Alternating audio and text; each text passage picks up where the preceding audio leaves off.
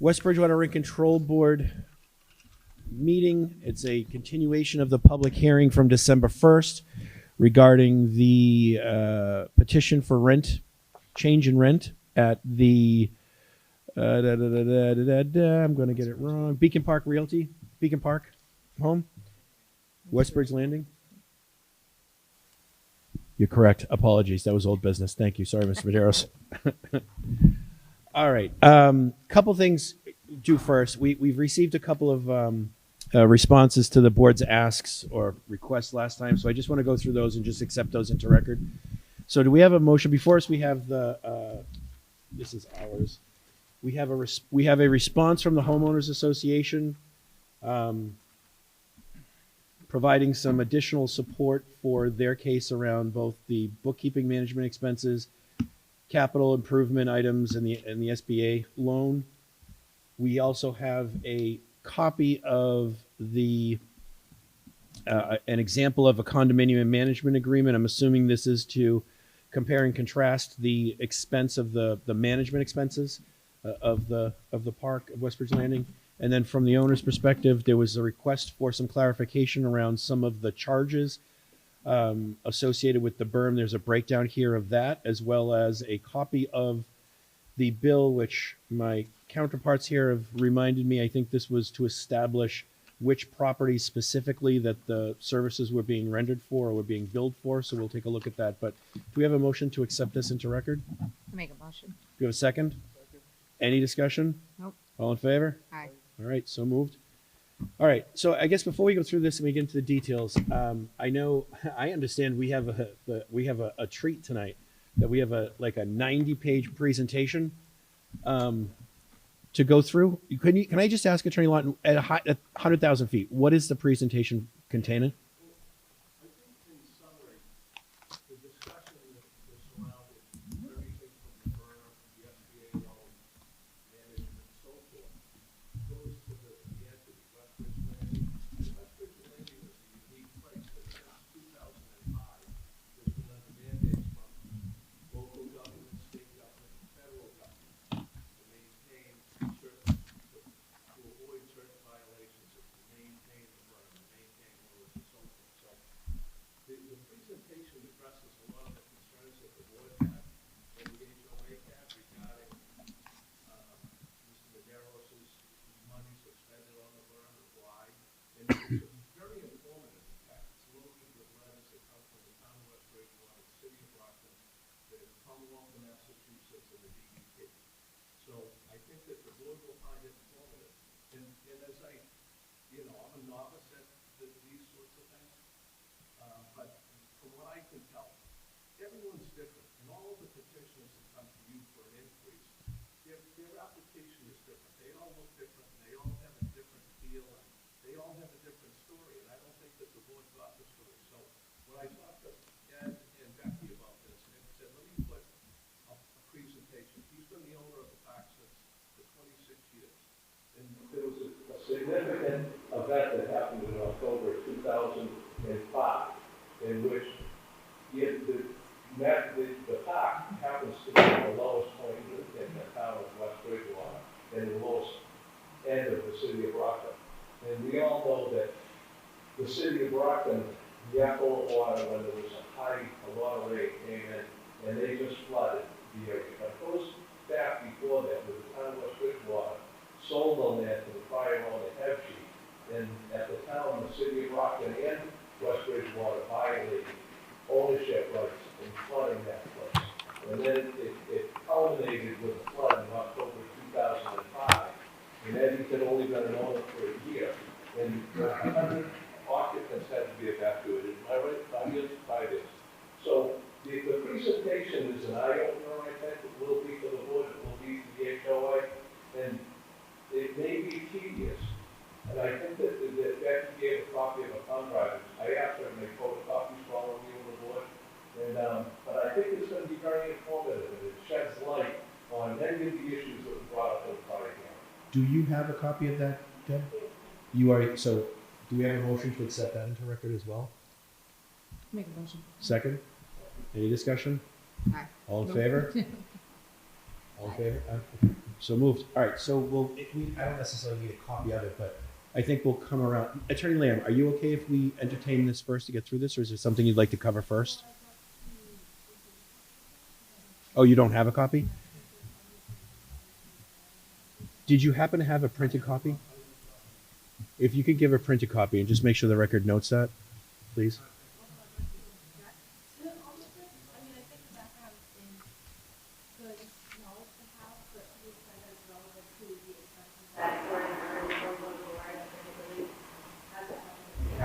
Well,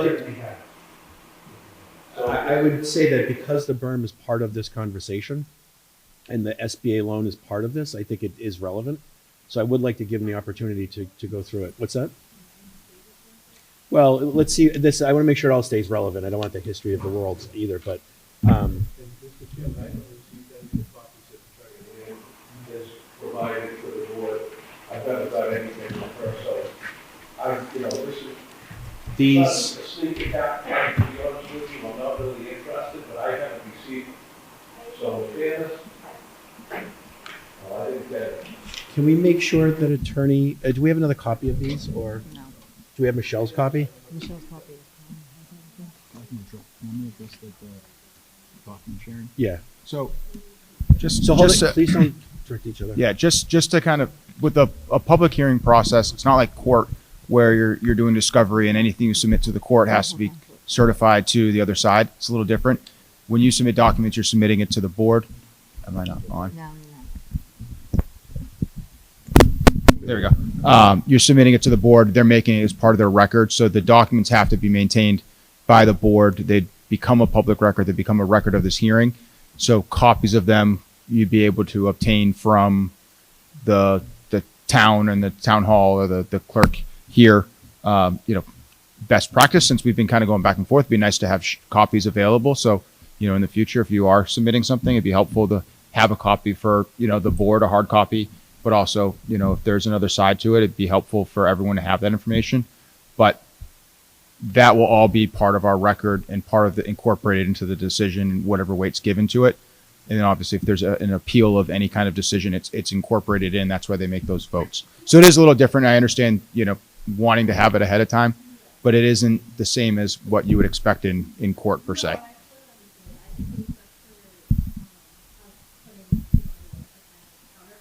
Correct.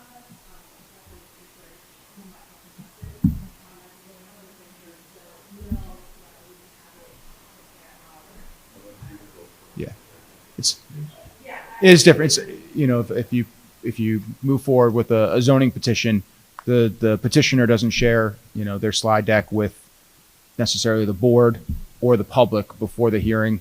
It's up for the public or the opposite side to come and review and speak after. So obviously you and your members will have an opportunity to speak after the presentation's made.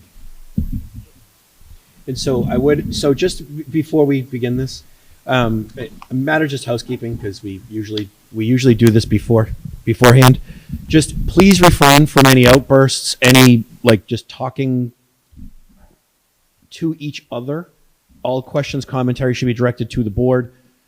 I know these meetings, these discussions can be, they can be sensitive, they can lead to emotions, and I just don't want any outbursts. I want to try and keep this civilized, keep it organized, and keep all the commentary directed to the board. That said, I do want to make sure, though, just for the sake of time, that I trust it is, but let's make sure this stays relevant to the berm and what you're trying to explain. I don't want to rehash the history of the world.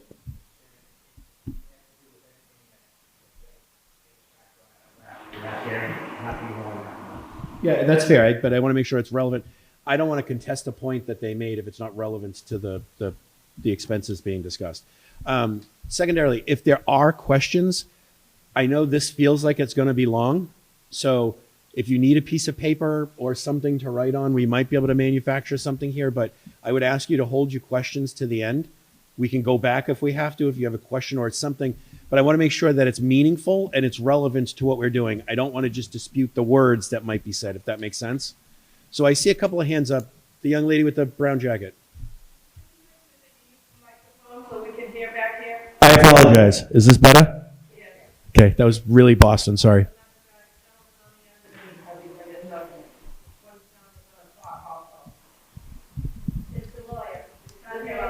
Oh, you couldn't hear it? Okay. All right.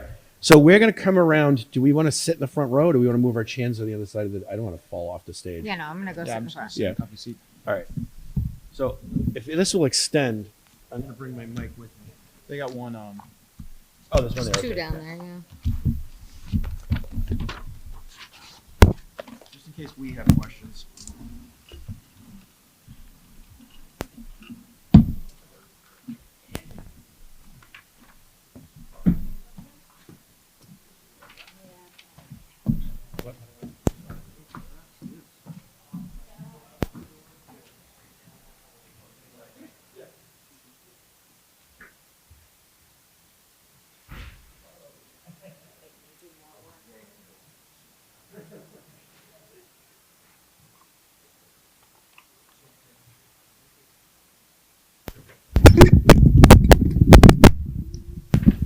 Check, check, check, No feedback?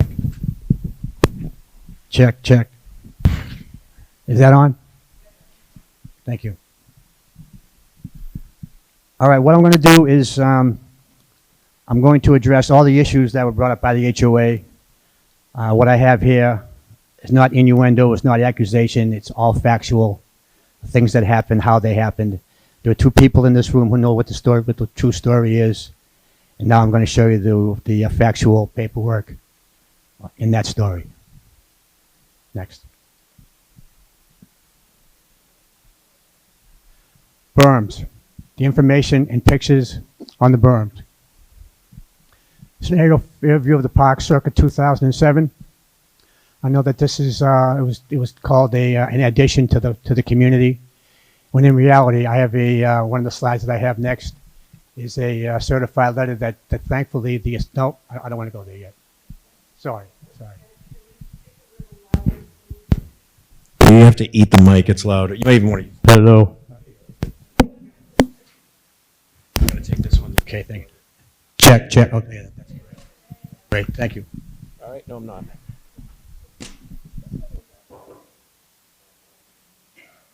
This is a picture circa 2007. As you can see from this photograph, right there, it's a roadway, existing roadway when Hebsey first was building the park. What happened was, this isn't an extension. What this is a new park. The park used to be at, right there, at 789 North Main Street. Mr. Hebsey, when he purchased the land and that from the town of West Bridgewater, he moved the park out back here. I have documentation that proves that this is not a wetland, and I'll get to all of that, but this little portion here was actually the elevation in which the park was before the berm was put up. The berm goes from here, around the back of the home there, and then out here. So that's the berm. That was the original roadway because this was determined not to be a wetland. Next. This letter was presented by the Homeowners Association. I want to thank them for that. This is a letter from Mr. Hebsey, who basically talked about the land was not an expansion. The land was a pre-existing part of the community. The board, I'm trying to keep this kind of, not spread out so the board can read anything they want me to read. I'm happy to do that. All right? Okay. Next. Why the berm was built. It was constructed to mitigate stormwater, wastewater, to reduce flooding during periods of heavy rain. City of Brockton Sewer Treatment Plant was dumping excess tens of millions of gallons of sewage wastewater per day into the downstream property owned by Beacon Park Realty Trust during heavy rainstorms.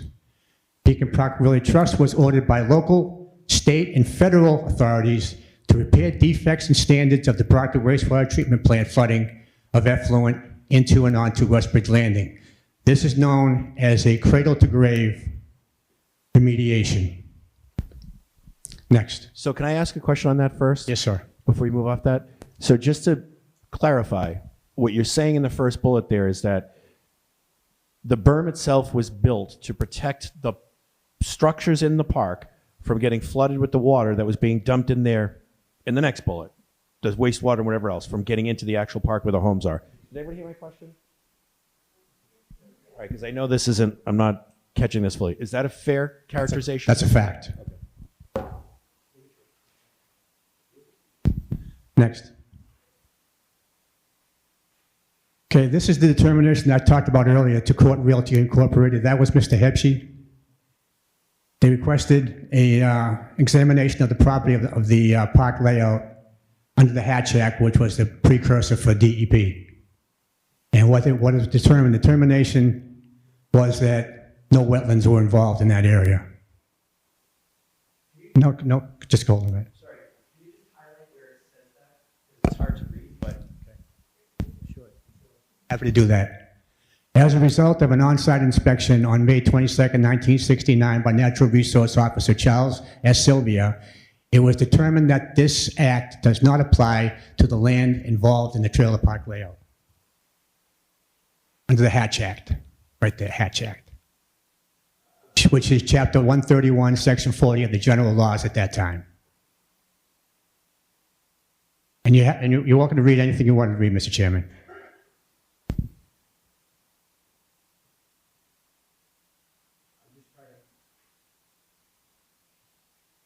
You want the pointer?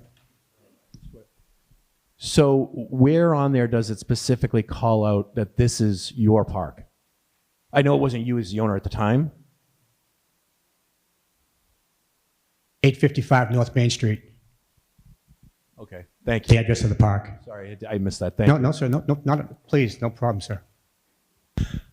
All right, and then the board, back and forth, they were doing kind of favors for each other, giving each other easements and allowing work to be done on property that was owned by West Bridgewater that Mr. Hebsche was purchasing. Want that read, or do you want to? Okay, next, please. Thank you. It's a letter from me dated April 19, 2005, written 6 months before the October 15, 2005 flooding.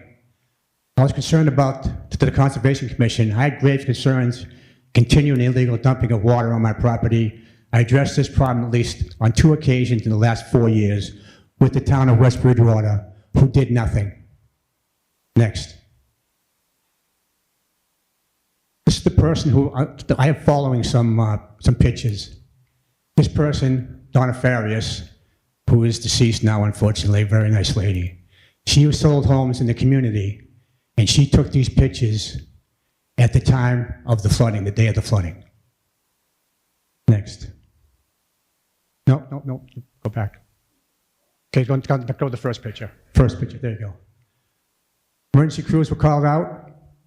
This is early on in the flooding, and later on you'll see some effluent, which is human feces, biological and chemical waste from the wastewater treatment plant in the city of Brockton. Next. As you can see, taken out in boats. People were taken out in boats. Water still is coming in, and the water is still, and this is not water, this is effluent, which is sewage, wastewater treatment plant. And this is an overall picture. Down the street there, in front of that bush, is a fire hydrant. As a builder, I use benchmarks on a lot of things. So we're gonna benchmark that hydrant. Next. That's the hydrant right there. That's in front of, I believe, presently El Vivaldi's house. And the water. Now the thing is, this is a park. This is a street, believe it or not. See where the water is. Again, effluent, toilet paper in the water. Fire department, rescuers. Best of the best right there. Next. Hydrant again. Hydrant again.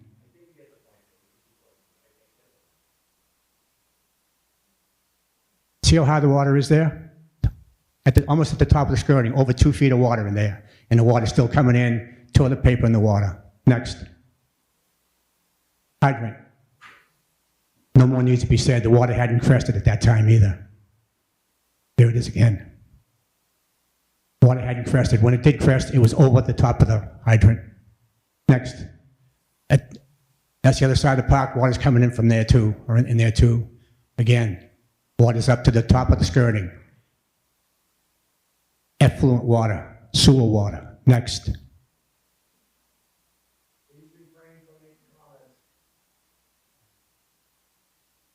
Sewer, electrical pedestals, water's coming up on them. Fear of electrocution, had to turn the power off. People had to be evacuated. I did that a couple of times. Again, water coming in. Next. Correspondence, newspaper articles. Next. High Court, government can be required to compensate owners for environmental regulation takings. It has to do with what's going on here. Next. Regulatory responsibility for wastewater impacts in Massachusetts. Want me to read that? Or I'll give you a couple minutes. You can read that, Mr. Chairman.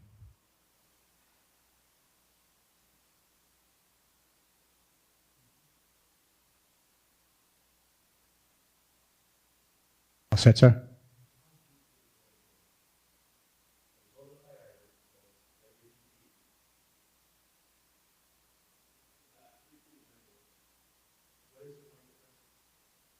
But the responsibilities of wastewater impacts in Massachusetts. Next, as we go on, Mr. Chairman, it kind of self-explanatory. Real degree of accountability. Anybody who owns this property is responsible. Everybody. Next. Town of West Bridgewater.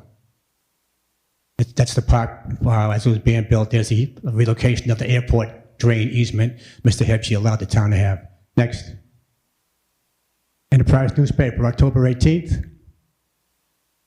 Beacon Park Housing Complex residents were evacuated Saturday because of waist-deep floodwater. Next. Sewage floodage created a documented public health and environmental risk requiring corrective action to restore safe and sanitary conditions. The completed sewer remediation constitutes a capital infrastructure improvement necessary to preserve the integrity, habitability, and long-term operation of the community. Next. And by the way, all the resources that we have usually is right at the bottom here, Mr. Chairman. Sewage flooding ignites border warfare. West Bridgewater enables residents to come back home after effluent-strewn floodwaters. Sewage flooding ignites border war. What are our concerns? Protection of the wetlands or protection of the people who live there? John Cruz. Next. A letter from the fire chief, Lenny Hunt. Service documentation in the last several years, the department has responded on numerous occasions to severe flooding problems, Westbridge Landing, formerly Beacon Trailer Park. Flooding has been so severe at location, the complete evacuation of residents has been at times required. Let me see.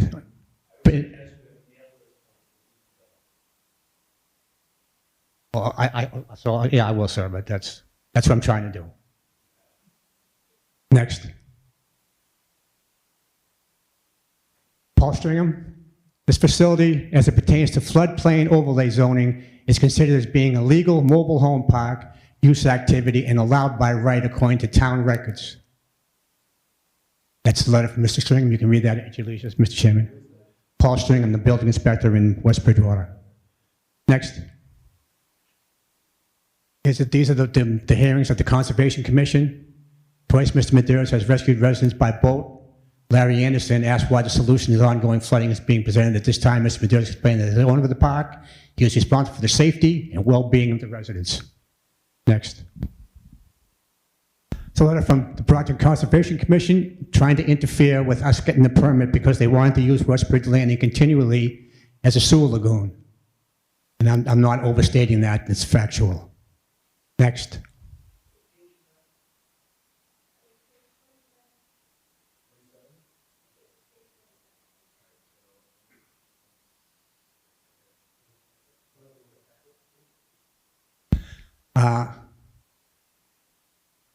This next page. Okay, thank you very much. This is 2 letters written by the West Bridgewater Conservation Commission. Tom Terrell was the chairman at the time, and he's thanking the city of Brockton for trespassing on my property and building a road. In a minute, you're going to find out why they did that. So he thanked them next. because they contacted EPA and DEP and had a stop work order put on me. Because again, Brockton didn't want this to happen. They didn't want the sewerage to be flooding back in Brockton. They wanted to come over to West Bridgewater, who again, did nothing to help me. Next. That's a letter from my attorney, Robert Reed. He trespassed on my property, so I gave him a no trespass order, building the road. Next. Brockton Public Works, again, they were afraid of upstream flooding. No, it was done 20 years ago. Never heard one complaint of any upstream flooding. Again, this was to activate EPA and DEP to get involved in this project. Next. This is a letter from Town of West Bridgewater, John Cruz, who is my licensing authority from the Board of Health, fine gentleman. And again, he's telling me to keep going. As licensing authority of West Bridge Landing, require that you continue your efforts of preventing this flooding. So I have local, state, federal mandates put on something that I had nothing to do with, but I had to fix. Next. 2017, 2024 book. Same exact thing, no changes. The only change that there was in the book that I saw was enacted after I did the work, and it was for any expansion of the park. Nothing we've talked about is any expansion of the park. Next. Letter from the Board of Selectmen, Eldon Marrera, Jerry Lawrence, Matt Albanese. And again, appreciating the work that I did, ordering me to keep going. Sure. Take your time, sir.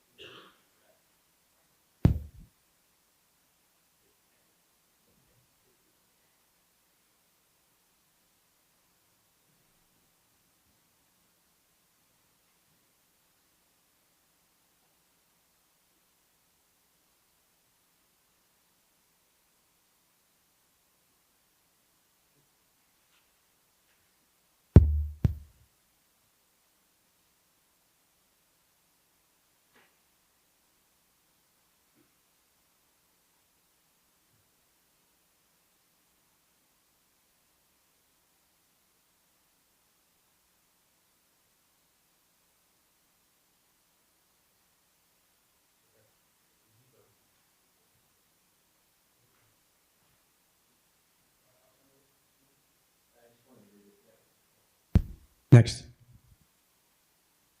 This is two letters, one from Christine Canterman, State Representative, and State Senator Brian Joyce. And these are both urging the Town of West Bridgewater, City of Brockton, allow me to finish this work. You want to read them, sir? Next. I had to hire John Delano. I had to hire a lot of people. Cost me over $2 million. And Stephanie Danielson, again, from the Brockton Conservation Commission, stepped in to try to put the kibosh on having this done, because again, they were determined to keep that sewer water coming.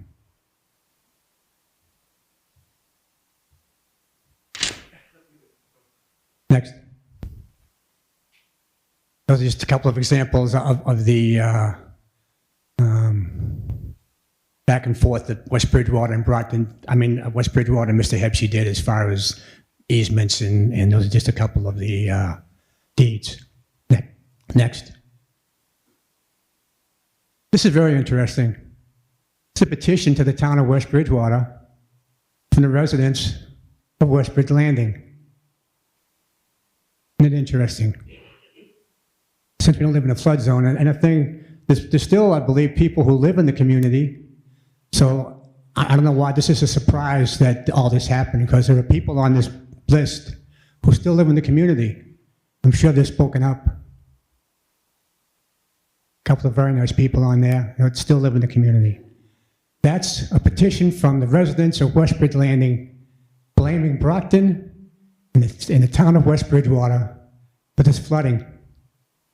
And even this, to eliminate the above said problems, we need okay, Mr. Medeiros is going to provide labor and equipment for this endeavor, which I did.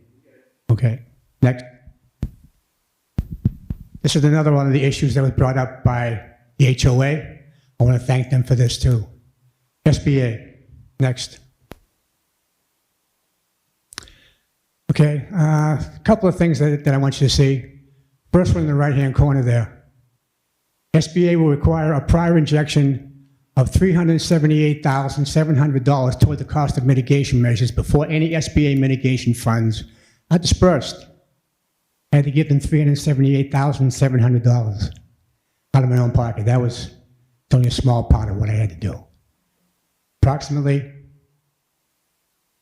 $96,800 to elevate the disaster damaged structures as required by the local building authority. I want you to all see that. Next. $74,300 install disaster mitigation. Again, they gave me this money after I had spent a ton of my own money. I couldn't do it. I couldn't spend any more money. This was under a disaster. This is called a disaster loan, SBA disaster loan. Not Ed wants to build houses loan. No. Go ahead. Not emotional. I'm just telling the facts. All right, sir.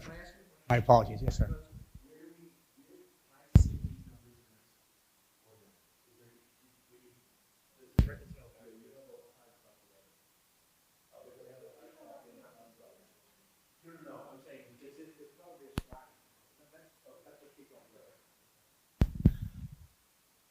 Okay, sewer failure created documented public health and environmental compliance risk requiring immediate corrective action. Failure to remediate would expose the community to potential enforcement under MGL Chapter 111, MGL Chapter 21E. Here's our sources. Again, I won't read the whole thing. You'll have an opportunity, sir, to read that, unless you want to read it now. Next. Town of West Bridgewater Rent Control Board. All right. Are these some of the numbers that you wanted to see? Okay.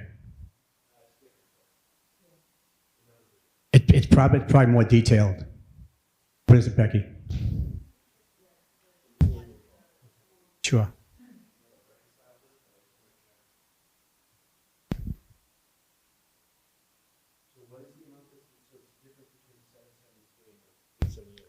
Okay, well, here's what I want to show you, and I'll just go over it because I'm not an accountant, so I just want to try to tell you.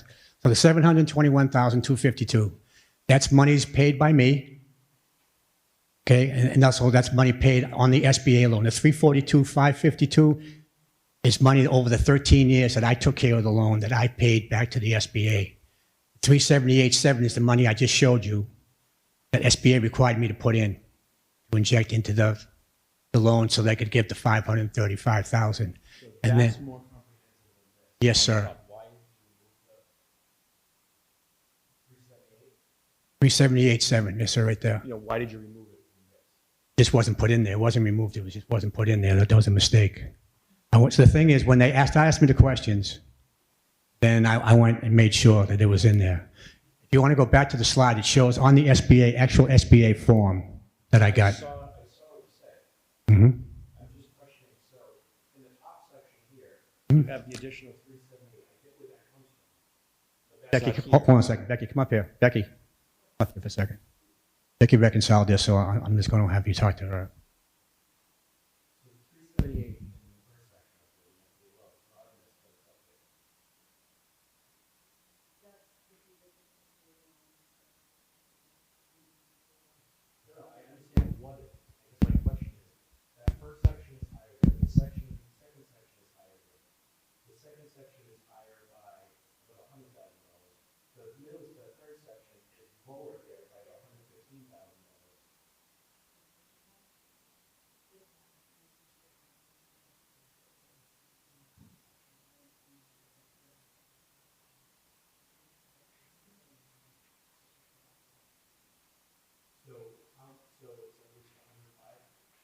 Five, yeah.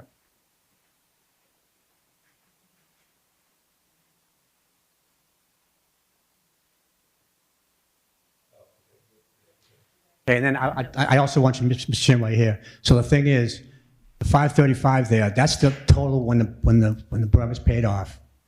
The 2,776,999.91. What I did was the money that I spent on it is up top, 2,241,555.99.91. That's money that I injected.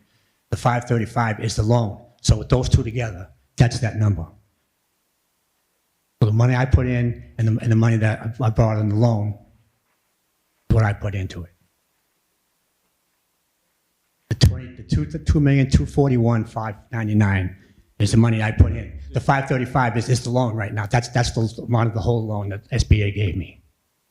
So when it's done, it's 2,776,999.91 without interest. It's just the money that I didn't know what the interest was. So are you saying the entirety down to Krause attorney fees, down to 2241, that's all out of your pocket? That's money's paid out for construction of the berm. Okay? And again, I gave Becky all the numbers, so Becky, you need to help me again here. Come here. So just to clarify. Yeah, I want her to clarify. The way for you. this is structured, and You want a pointer? No. So the way this is structured, if I'm understanding this correctly, I'm not doing the head math here, but 1, 3, 2. So all the sections down to the 2241, that is a total, it's a running total of, it's an aggregate of everything above it. Is that correct? So how much of that is loan versus paid out of pocket versus?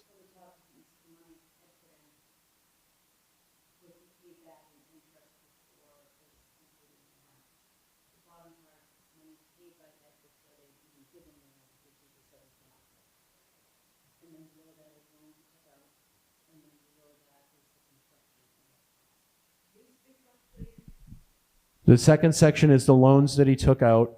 The third section is the construction and what it cost. So the 535.4 represents what?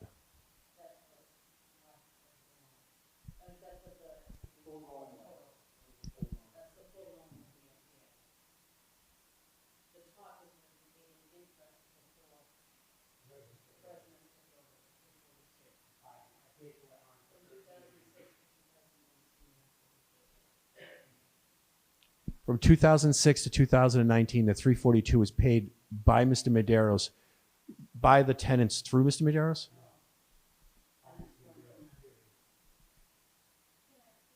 Okay.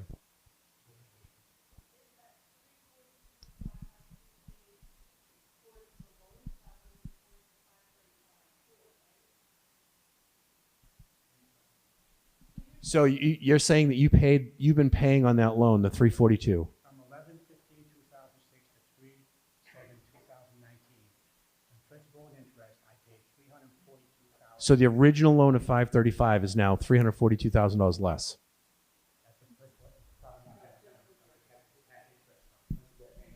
All right, but that was paid towards the 535. Okay.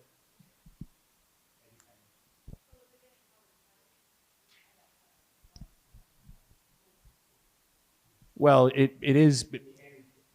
The 535 is the total amount in the loan. It's not the current outstanding balance. So it is technically some of it's being counted twice if we take that number.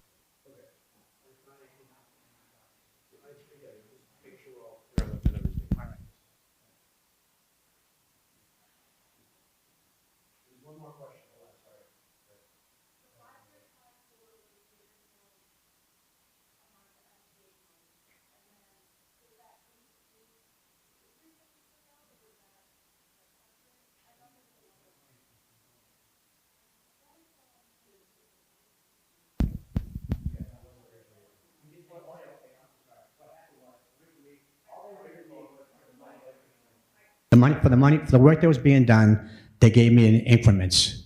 The final increment of the loan, the total of the loan, was $535,400. They had to verify where the money was being spent before they gave me the money.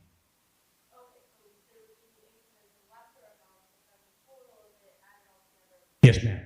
Yes. Are we up there with this? Next.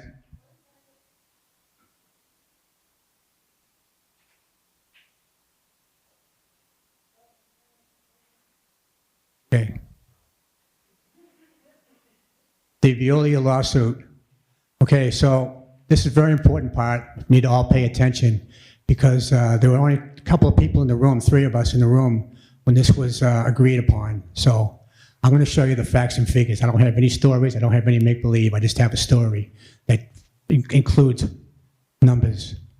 Paragraph 9 of the agreement says, if Westbridge Landing and Madeira's trustee capitalizes, makes money, on said lawsuit between Town of Brockton and Veolia in regards to construction of the berm, the tenants of Beacon Mobile Home Park Association will be reimbursed the monthly berm fee from the date contract is in effect.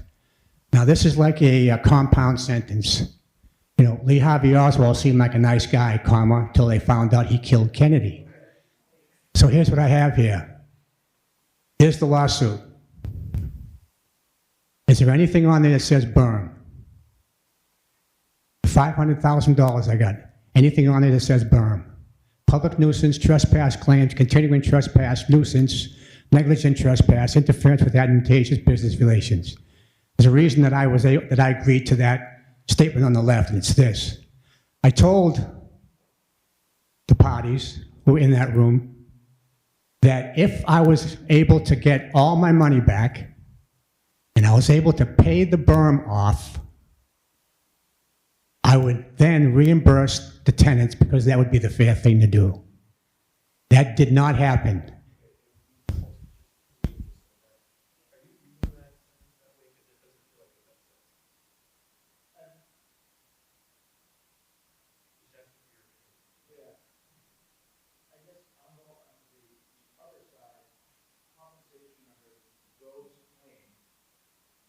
Exactly. In some senses, if you have to construct a berm on your, that would fall into your damage calculation. Assuming you submitted what your damages were, you had costs of repair, maintenance, lost rent, things of that nature, but also the improvement that you had to put into the park to create the berm. His expenses were in the millions. And at the time that there was a settlement, there wasn't a breakdown. It was a release. The city of Brockton wanted out. They were a third-party defendant. They let the city of Brockton out, and they made an offer to add $500,000. And he did sign a stipulation of dismissal. This was after years of litigation. So the $500,000. That is capitalization on the suit, isn't it? No, it wasn't earmarked. It wasn't earmarked. The berm was maybe a small portion of the expenses and the damage done to the park and the dealers.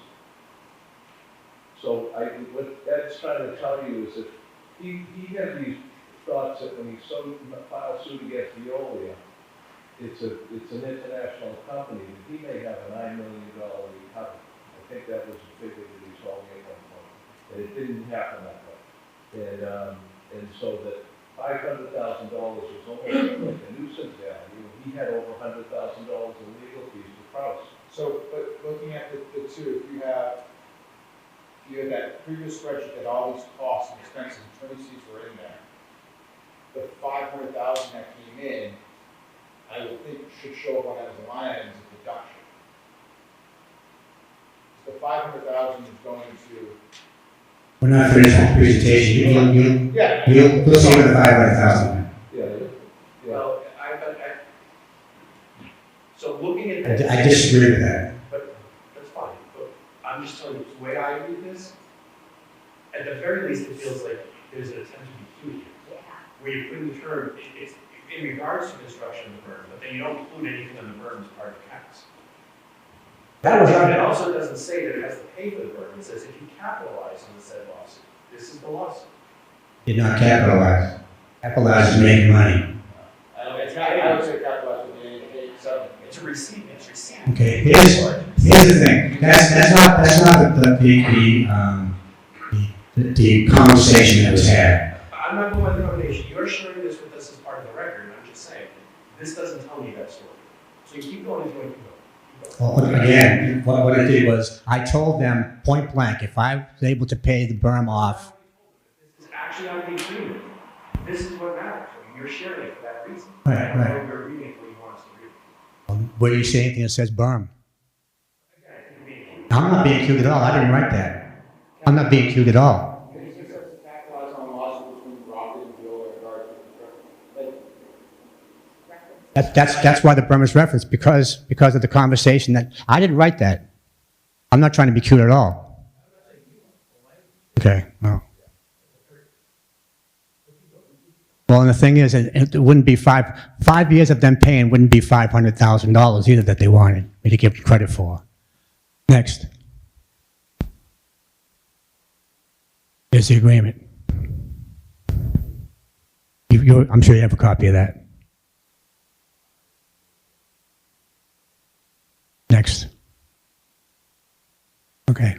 Description of the flood by the Commonwealth of Massachusetts Superior Court. Judge Chin. President Bush issued a major disaster declaration on the 2005, making federal aid available through FEMA. This is after this catastrophe. The facility experienced discharges in excess of 60 million gallons per day during historic storms. People were taken out on Kmart across the street from Westbridge Landing in boats. Westbridge Landing experienced flood-containing effluent from the facility that was only minimally treated and contained fecal matter. Medeiros could smell the wastewater, as could resident Frank Babin, who was nauseated by the smell. All 100 residents of Westbridge Landing were evacuated by the West Bridgewater fire. Well, how come you always cut me off? It's very important to talk about it. The Commission instructed Medeiros to take action to prevent future flooding. That's a very important line. Next. He financed the berm, which cost a total of $2 million, which is below, with a loan from the Small Business Administration. Medeiros personally contributed $378,000 to the project. It had to come out of my account. Next. Now, I know everybody wants me to cut them slack, but gee, the city of Brockton, town of West Bridgewater didn't cut me any slack at all. What it cost me to pay them back, city of Brockton had to pay them $752, and I had to pay West Bridgewater $507, almost $508,000. Because during this whole time, I couldn't pay the bills. So what I did was, I paid all the bills with money that was given to me by the residents, and I paid all the interest, and I paid all the penalties on it. And that's what it came to. I asked the residents for nothing.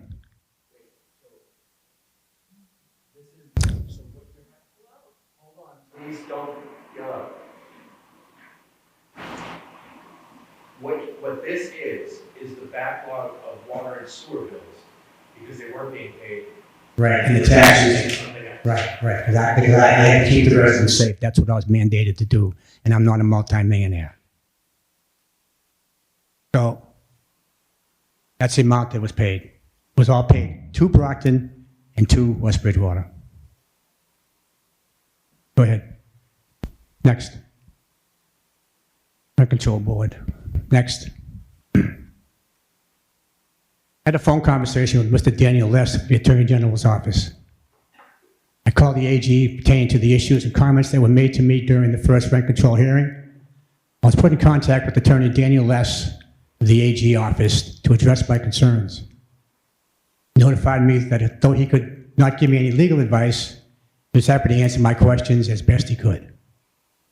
Some of the topics we discussed were the 2017... Yes, sir. You guys have to move on. Well, it's not, because it pertains to the 217 guide, the 224 guide. I mean, you can look at it later on. Is he giving you legal advice? Please, it's a very question. Let's move on. Yes, sir. Next. implications of retroactive application. Want me to read that, or could you want to look at that yourself? Well, what I'm sharing is how the courts feel about it.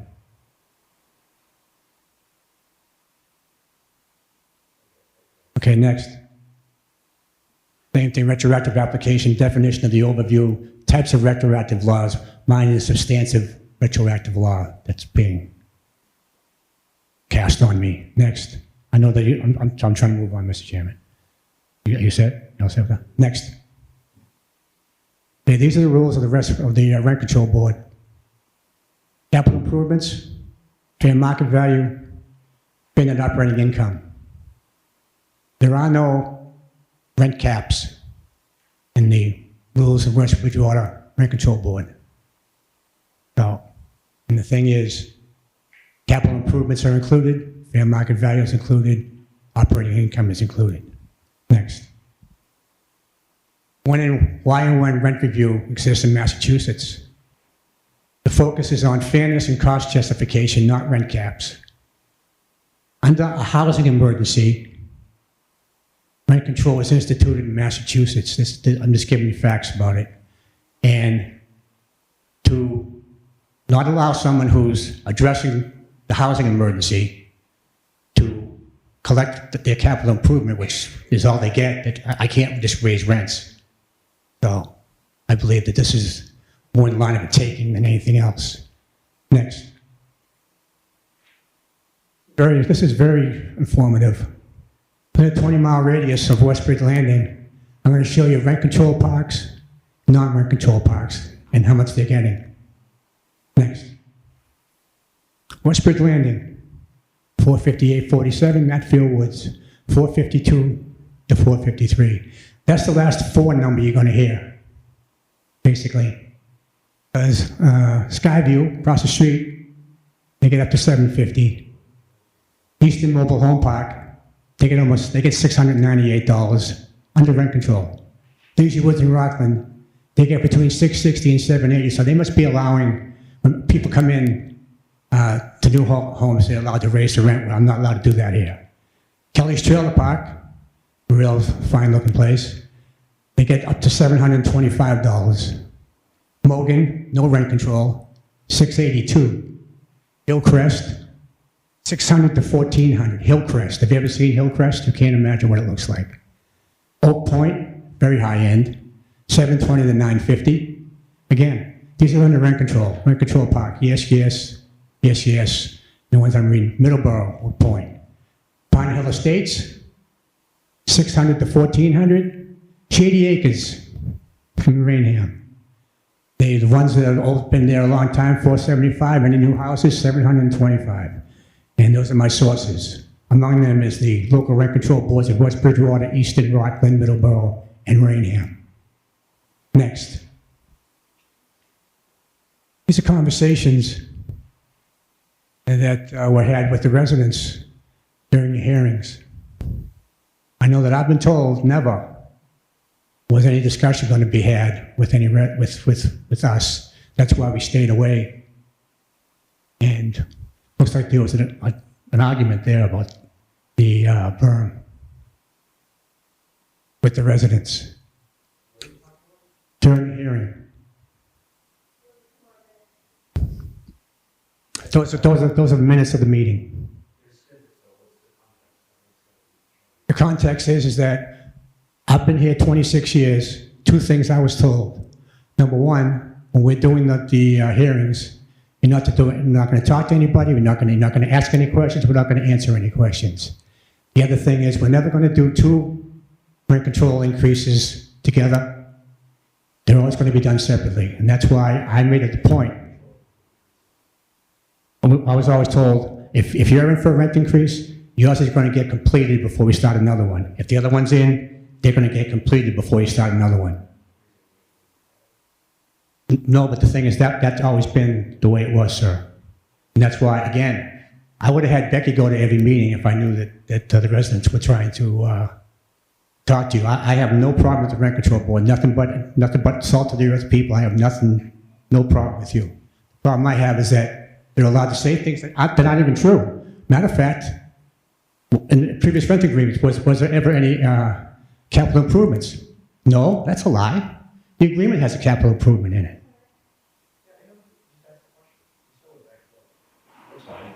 Okay.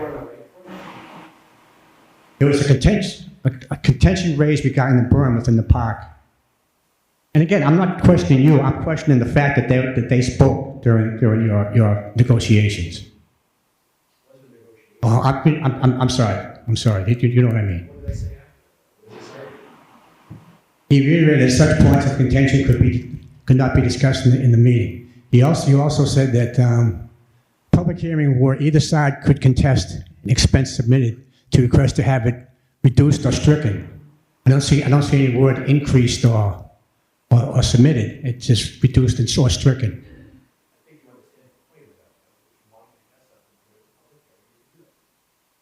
Yes, sir, but okay, well, I understand. I'm not saying anything about the board. All I'm saying is that I was told no talking to the board. Next. Capital improvements. Next. Capitalization on real estate. Treat an amortizable investment in long-term capital assets rather than an ordinary operation expense charged against revenue for the period in which it is incurred. And let me just add this, this isn't written in or anything, but a capital improvement has more to do with money than anything else. So if a capital improvement was done, if you allow a 5-year period, and it was done in 2019, and I'm not paid anything on it until 2026, it doesn't mean that I have 3 years left on the amortization. When I get the increase, personal opinion, when I get the increase, that's when the amortization starts, and then the period runs that 5 years, 10 years, whatever. Because the thing is, I'm not getting amortized if I'm only getting part of the money.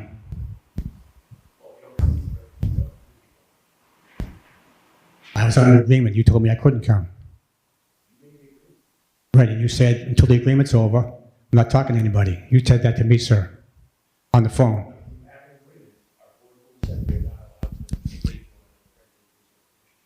Hey, then that's exactly what I'm saying. That's exactly what I'm saying. I'm not debating with you. I'm not being sarcastic, sir. I'm just... Sorry. There you go. I'm just going to say it wasn't discussion worth sharing. It's just he was making a point. I didn't see the validity of the point, so I just asked him to continue. That we weren't going to debate the topic now. We were talking Okay, in 2017, 2024, hazardous conditions definition is the same, word for word. The only thing that was ever changed was expansion to the park, and that was done after my work was done. And the thing is, my work is all, other than that, I won't say that front piece was done. I'm still doing a remediation project because I was told every lot had to be raised. The way that the lots were raised was this. Every time I replaced a house, I had to raise the elevation a minimum of 1 foot above the center line of the road. That was dictated to me by local and state mandate. Next. Hidden costs. I don't have new lots, but what I have is newly developed existing lots. If I go in and have to raise the elevation, put new utilities in on all the ones except, all the ones except for the 7 out front, and I'm agreeing with you there, that if you wanted to call that, I disagree with the whole concept of it, but if you want to say that the 7 out front are not part of my remediation, this is all a remediation project. I'm mandated to get every house changed over and raised up. That's part of what they told me to do. And you've seen that in the past records that I showed you on some of the documentation that I have. So any cost for developing the space, again, I'll need to read this. It's an MGL 140, 32P. Next. Capital improvements. Again, this is in the 2024 book. Okay, I'm sorry. Next. I have nothing but respect for you. I was also told that by the residents who know nothing about anything that pertains to this. Cement slabs were not included. Well, they certainly are. It's a permanent element. It's right under, it's in the sources of the Attorney General's office. And again, opera responsible for installing, maintaining, repairing, placing, and restoring capital improvement. Slabs. Next. I'm going to change because on a conversation that you and I had, Mr. Chairman, about the 6%, and you said it didn't have to, you weren't going to say that 6% had to always be 6%. And I'm going to agree with you on that. I got this from the lender, and the lender, which is one of the only ones I could find doing these, the current rates are between 7 and 7.5%. So I'm looking for 7.25% return on investment.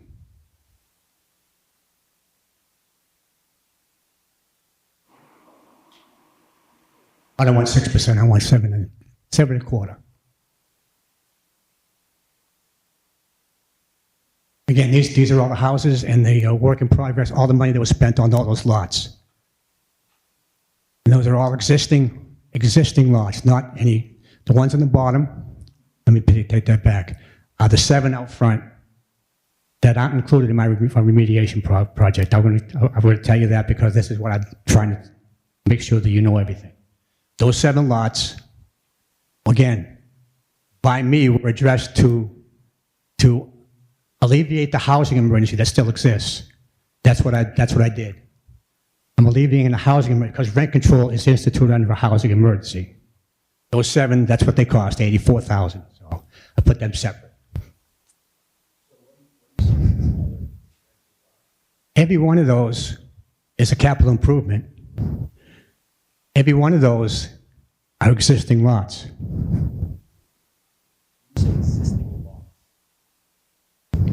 Here's what happens. It's part of my remediation, okay, to help me, because EPA and DEP knew, and West Bridgewater Conservation was involved in it. The houses on EJ, there was actually, because they knew that there was a road there originally that Hebshe had put in, the remnants of which I showed you, they told me to put the houses there. I could put houses there, and that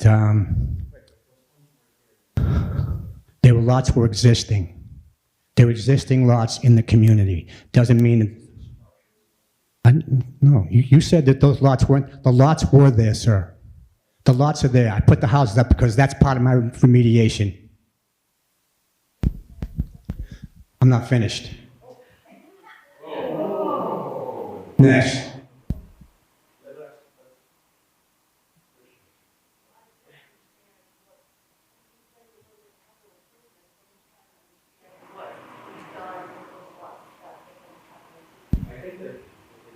think what it's saying is those addresses, I think they're contained in the book already. You're just saying these addresses you feel are capital improvements. They're not new builds. I charge I'm not trying to charge anything for the house, not whatsoever. Here's the capital improvement. Tying into water, tying into sewer, the landscaping, the raising of the elevation, the driveways that you gave to Matt Fieldwoods and didn't give me any. That is all a capital improvement.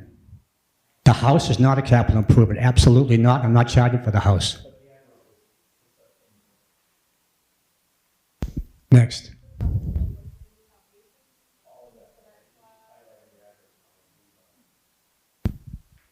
Those are all existing lots. Houses were put on. A lot of houses were torn down, new houses were put on because that's part of the remediation. Raise those lots up 1 foot above the center line of the road.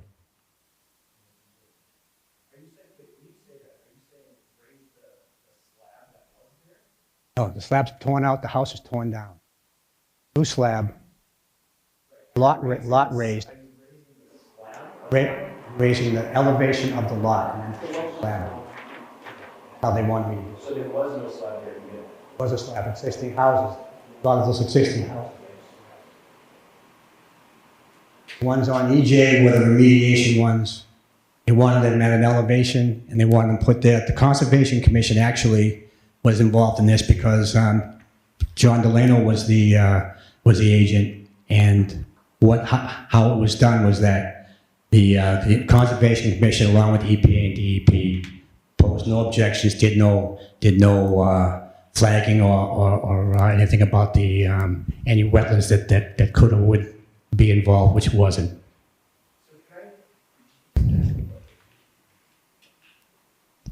So all the numbers that are in this presentation, this deck, Yeah. do these change the numbers that are in the book that are being used in the calculations, or are you just justifying the numbers that are there? Justifying the numbers, and I'm breaking them up for you. Here's what I did. The 581, 553.04, every single one of those lots was a pre-existing lot. The ones in the bottom, which is the number right there, 84, see the top line, Mr. Chairman? 84, 439, 25.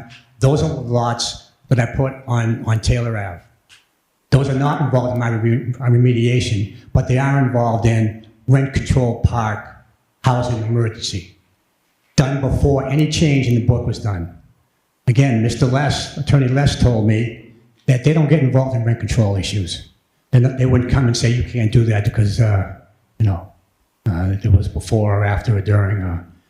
He told me they don't get involved in rent control. All right, I'll let you continue, and then we can go back to the numbers. Yeah. I mean, if you have a question, I'm happy to try to answer for you. Okay, well, here, again, real quick. The 581, 533.04. Okay, see the 38 houses there? Okay. The other ones are the ones on Taylor. The ones when you come in on the left-hand side, the 7 lots from the park. Those were all done prior to the change in the Attorney General's guide, and those should be included too. But I broke them out for you, and that's the capital expense on that is $84,489.25. That's why I broke them out for you.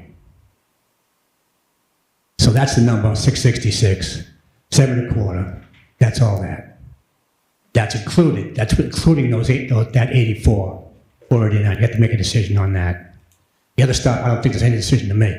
Existing lots, capital improvements. So those 38 houses up there, those are brand new homes? On existing lots, yes, sir. Yes, sir. Go ahead. Next. And again, I didn't take any money for any of the houses. It's the infrastructure that I'm soliciting for. Infrastructure only. That's all I'm looking for. Okay.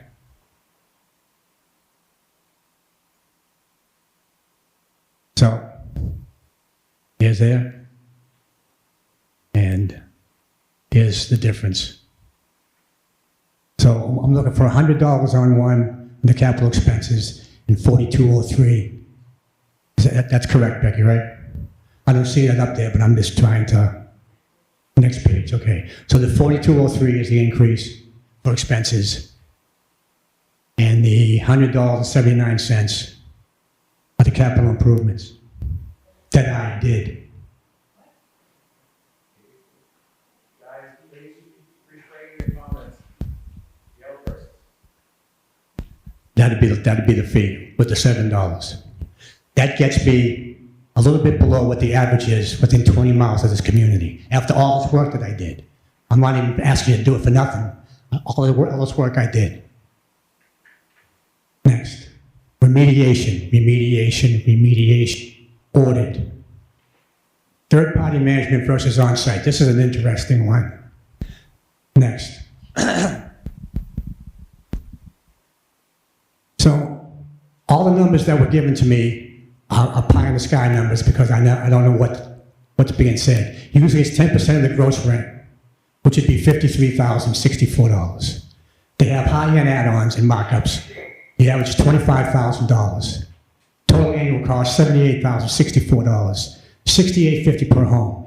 This means no daily on-site present, delayed response to issues, reactive compliance, limited rent control board involvement.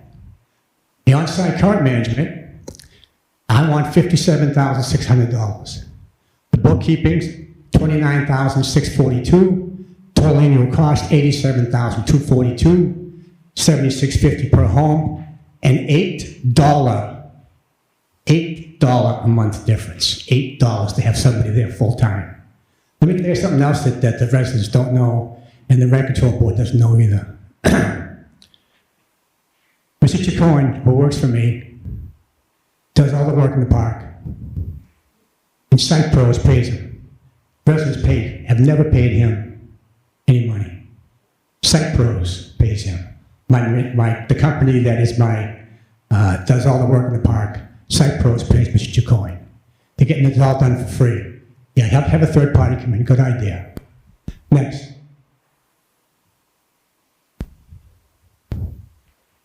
On-site management, availability, time response, resident concerns, consistent compliance with Massachusetts rent control requirements. Very important in Massachusetts. Everybody thinks that the park just runs itself. It doesn't. Total annual costs are $87,242, reflecting on-site management, staffing, in-house bookkeeping, per home basis, $76.50 per month. Again, I don't charge them I never charge them any labor. I've never charged them any labor. Third-party management company pricing, difference between on-site and outsourced management, $8 per month, $8. Going to give me $40,000 a year? Yeah, good idea. Even when compared to high-end third-party management pricing, the cost difference is approximately $8 per home per month, reflecting the added value of daily on-site presence, accountability, and one of the biggest things is Attorney General compliance. Very important in Massachusetts. Next. Again, also, third-party management does not transfer legal or financial liability. I don't think it'd be too smart for me to have somebody come in, put me in the jackpot, and then have me be responsible for it. Yeah, not happening. Improper notices or tone can escalate formal complaints.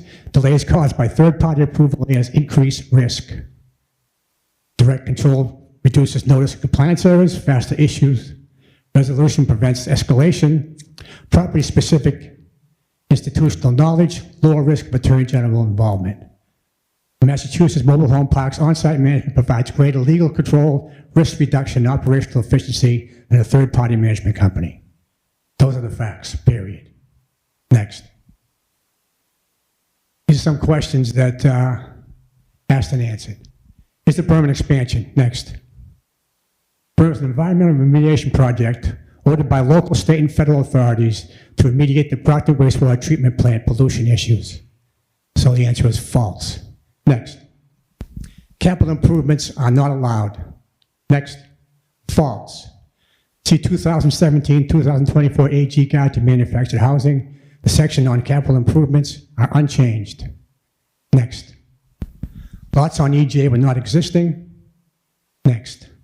Proven false by documentation and photos presented as evidence at this hearing. Next. In 2007, I showed you that the aerial shot of the berm. I showed you where the remnant of the road was, at the elevation that the park was before I raised it up with the berm. There's a roadway there. Do you want to go back to that and see it? See where the arrow is?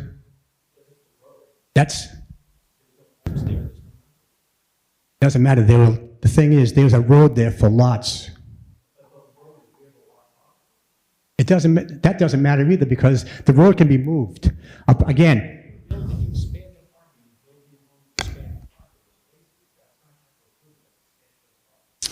I didn't. The thing is, that's in 2007. It's in 2000. There was go.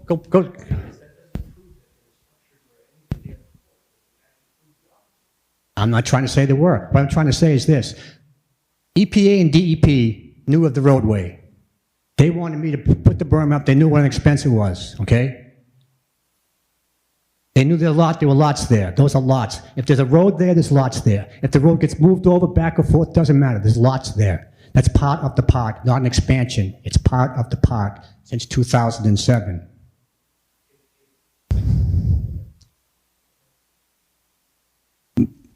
I know you have a point to make. Make the point, and I'll answer you. Again, existing lots.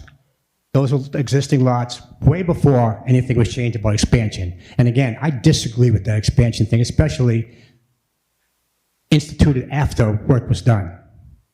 Well after work was done.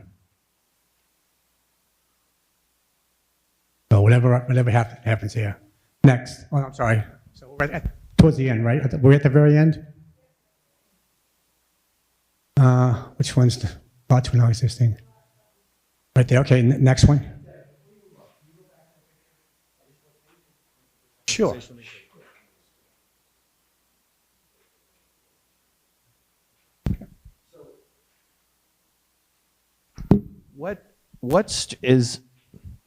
So in this picture, there's one row of homes. Today, if we go down there, my recollection, I haven't been in the park for a few years, but my recollection is it looks like this now. You have an abutting row of homes here?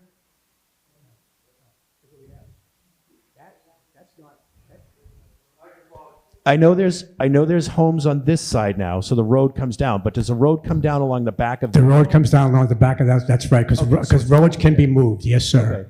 Now the homes are here. Yes, sir. Thank you, Deb.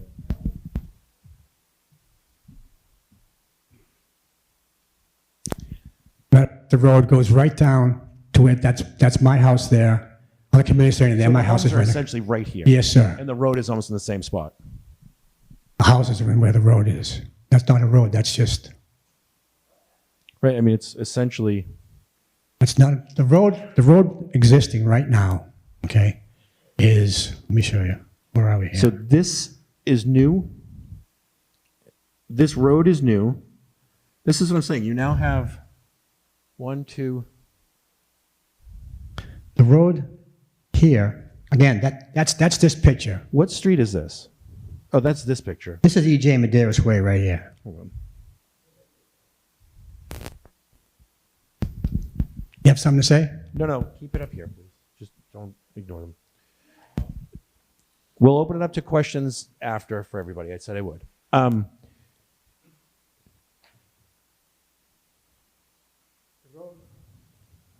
There is a road there now. That is not it. That's a picture from 2007. The road is not where you think where you're calling it. The road is. Do we have a current picture? All right, 23. I got it here. Hold on. 24, 25. All right, they're all stacked. I didn't realize that. I'm sorry, Deb. All right. All right, all right. You hit something. So there's essentially a new road here with all new homes on the backside here where this road was. That's not, you're calling that a road. That's just an access to the back there. No, whatever. Okay. The road is what's existing is right there. Again, you can move a road without losing the effect of it being a road or having But I'm lots saying on it. this is not like I don't want to debate that. There is now a blacktop road that comes down here, Yes. and there is a whole slew of homes here and coming around the back. Correct? No. Not coming around the back. No. There's new structures there. On this picture, there's new structures, or at least one big structure at the end. I don't know what that is. EJ stops right there. To the right of this, there is a big structure now. And That's there are my all house. Homes up there. That's my so house. There's a home there, and then there's all homes up here. Right. This is a newer road with all new homes here. That was put in, again, as part of my remediation. Okay? You had to put in homes as remediation? As part of the remediation, they allowed me to put homes on that. And again, you're talking, this rule got changed in 2024. These houses were in long before 2024. You know, you're trying to retroactively apply a rule that never existed. No, what I'm asking is, you're saying that the homes that were all built here, the new road that was put in, all the new piping that was put in, the pulling everything to the All the capital improvements, all the new yes. pads? Yeah, all the capital improvements, all the slabs, yeah. Yeah. They're all there, yes. That was all done to build these homes. No, that's the berm. What are you talking about? That's the berm. So when whoever built the houses there, you had to put in water mains, sewer connection. Yes, sir. You had to put slabs. Yes, sir. You had to put electrical in. Yeah, capital improvements. They are not currently under the new law, right? Those are not capital.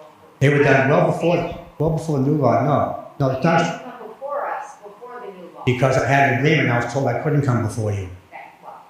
No, well, that's what the fact With was. all due respect, Mr. Chairman, I don't know that we need to continue seeing this. I think we're almost at the end of Not- this. Yeah, Let's- with the added commentary from Mr. Maderas, Sorry. I think it's unnecessary, and it's been a little offensive as well, so maybe we can just get through this. No disrespect to the board. I have all Yep, respect. I understand, you said that multiple times, but you've got a lot of added commentary and opinions going on that I don't think is necessary. So let's just try to get through the rest. The only thing that I would ask, can I answer you? I didn't ask the question, but can we get through the rest of this? Thank you. And with the lots, with the existing lots there, yes, there were. Inferences.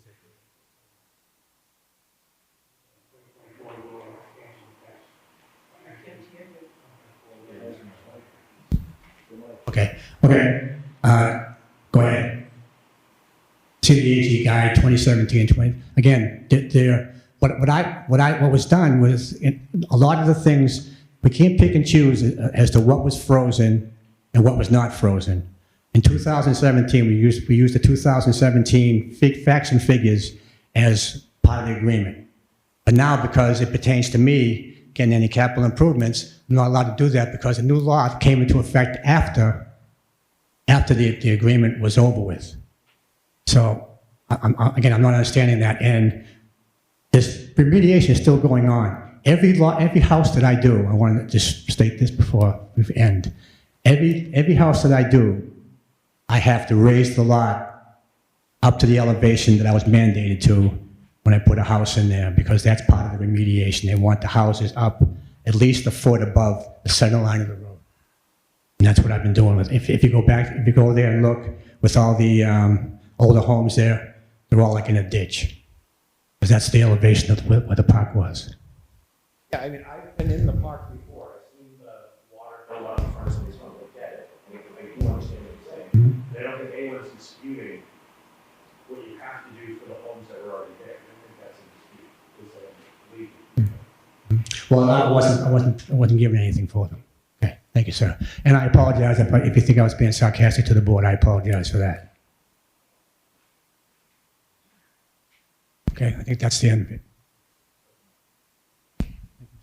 Thank you for your time.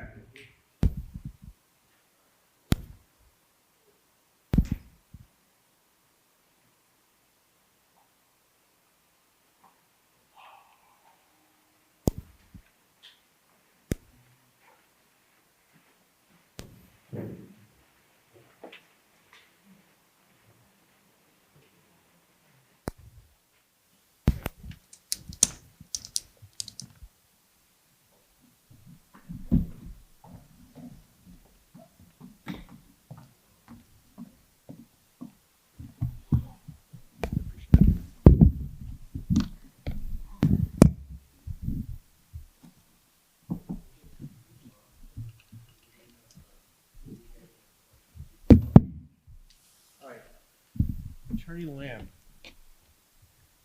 After that, I would say the floor is yours if you want it. Let's. Yeah, I mean, I don't think I have much to add to it and to the comments that I've already sent to the board.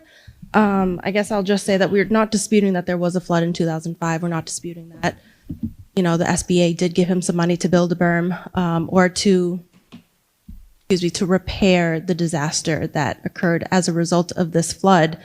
I do dispute a lot of the numbers, but I think we kind of walked through that, and maybe we could walk through it more. Maybe the board has some questions about that, but I'm concerned about the double dipping that might be going on.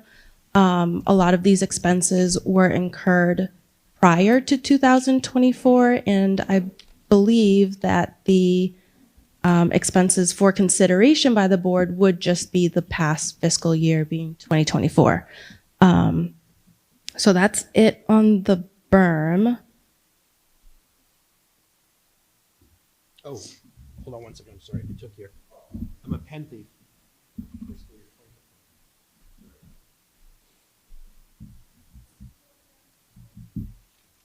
I think I need to.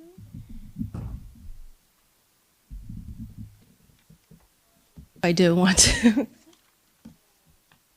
And then as to the capital improvements that Mr. Banderos is claiming with the new slabs, I would respectfully disagree with that, and that his new infrastructure costs are capital improvements. I would also disagree with that. Those costs would be part of his development costs, which he would recover when he sells these new homes. And to the extent that there might be capital improvement costs that could be passed down to the tenants, it would be for construction of roads, driveways, water and sewer lines, utilities, not brand new builds, not foundations, not cement slabs. As Mr. Banderos presented, the cement slabs are the responsibility of the owner operator of the mobile home park. So I would dispute those figures as well. And I believe the board might have already not approved a lot of those, but there may be some that I saw from maybe 2019 through 2022, 2023 that were accepted. I have submitted that a lot of those costs would be related to the new builds on EJ Maderos Way, and so I would dispute and ask that those costs not be included in the monthly consideration. So can you just direct us to which cost specifically? Are you talking about in this document? The recent submission?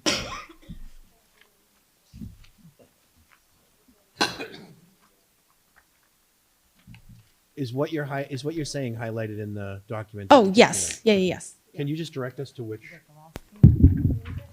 That's the last page, Kenny. It would have been this Excel sheet that you had provided that I'm referring to. Oh. It starts with 4/11/2019 for reprocessed concrete for EJ Maderos Way.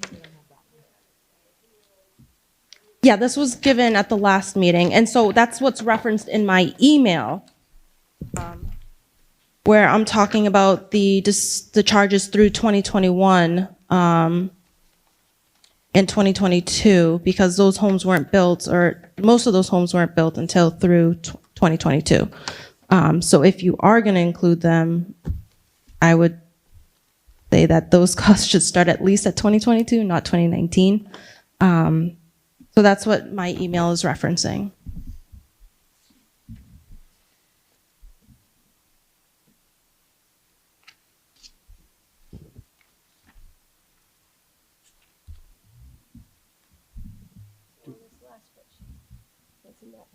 Those, the blue items? Yep, the blue items are the one that they would like.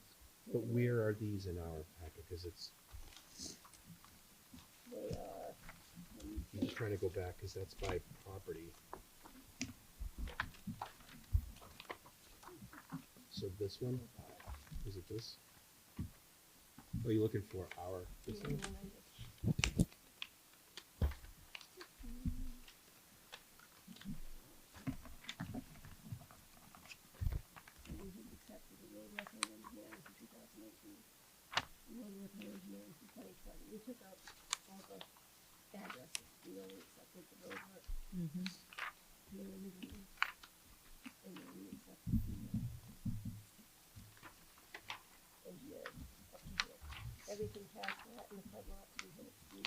So the front lots are the 7 homes we were talking about. Yes. At the front lots. And then the other addresses are all in. Listed in here, but they were not considered.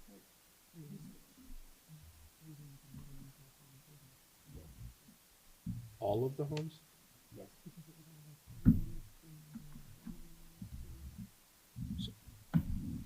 With respect to, I think after his presentation, Mr. Maderos made a comment about not the new 7 homes, but the existing slabs that we'll call it part of the original park.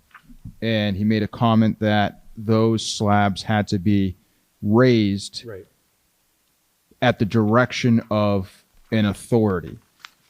When you're looking at the AG's guide for capital improvements in section 2, payment for repairs or upgrades necessary to meet minimum legal standards. It talks about how certain things cannot be passed through to the residents. However, at the bottom of it, there is a carve out. It starts with, however, when the owner or operator has to upgrade or make improvements because the legal standard has changed, they may pass on such costs to the tenants in a manner described in this guide. So that is new information in the sense of if you have an old slab that has just fallen apart, that would not fall into this definition. It would not fall into a capital improvement. It'd basically be maintenance of the park, which would be his responsibility. If a outside authority came in and said, because of the flooding or whatever it might be, we're mandating that you bring this to a new legal standard, I think the board could look at that differently for those existing slabs. And that would be something for you to discuss and get more information on potentially. At the same point, the expansion of the park with those new homes,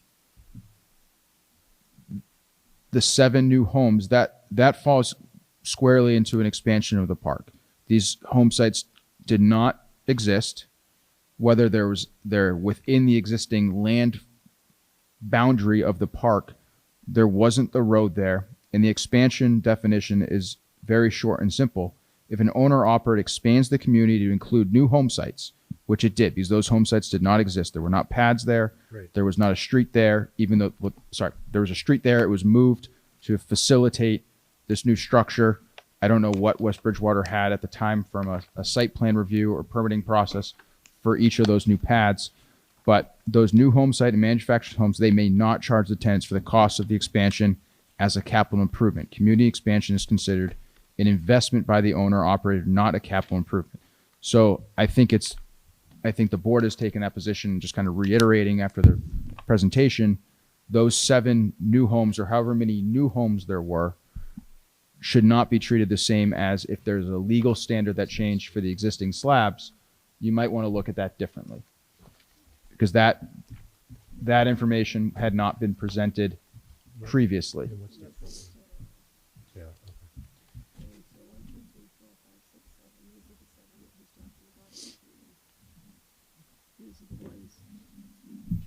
These ones were already there? These were already here, this was like a grass. Okay, yeah, that's right. Right here, you can Yeah. see it. Or the row of homes. So, sorry, there's a row of homes on a new street, which she had showed. So that's this entire road here and the first 7 houses here on Taylor. Correct. So that's an expansion. Those home sites did 7 not new exist. Are expansion. Those are new home sites, new slabs, in my You kept opinion. using, so Mr. Maderos, during your presentation, you kept focusing on if the lots were there. And that's where I was pushing back on. It's not the lot, it's the actual home site. It's the structure, the pad, all of that stuff. It wasn't there. That's what we were going back to.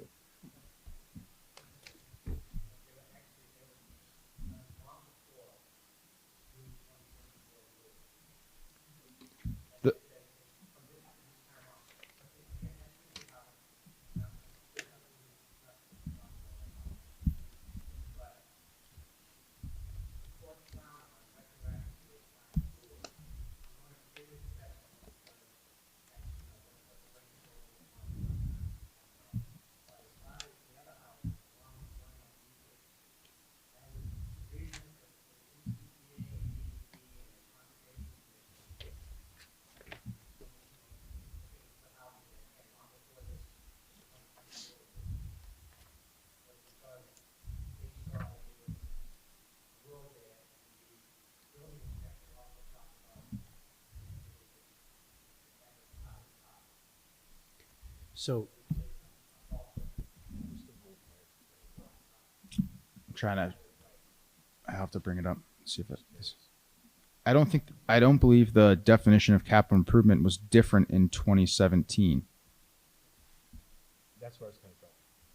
I believe that stayed similar. Let me see if they must have it archived. I have the new one printed.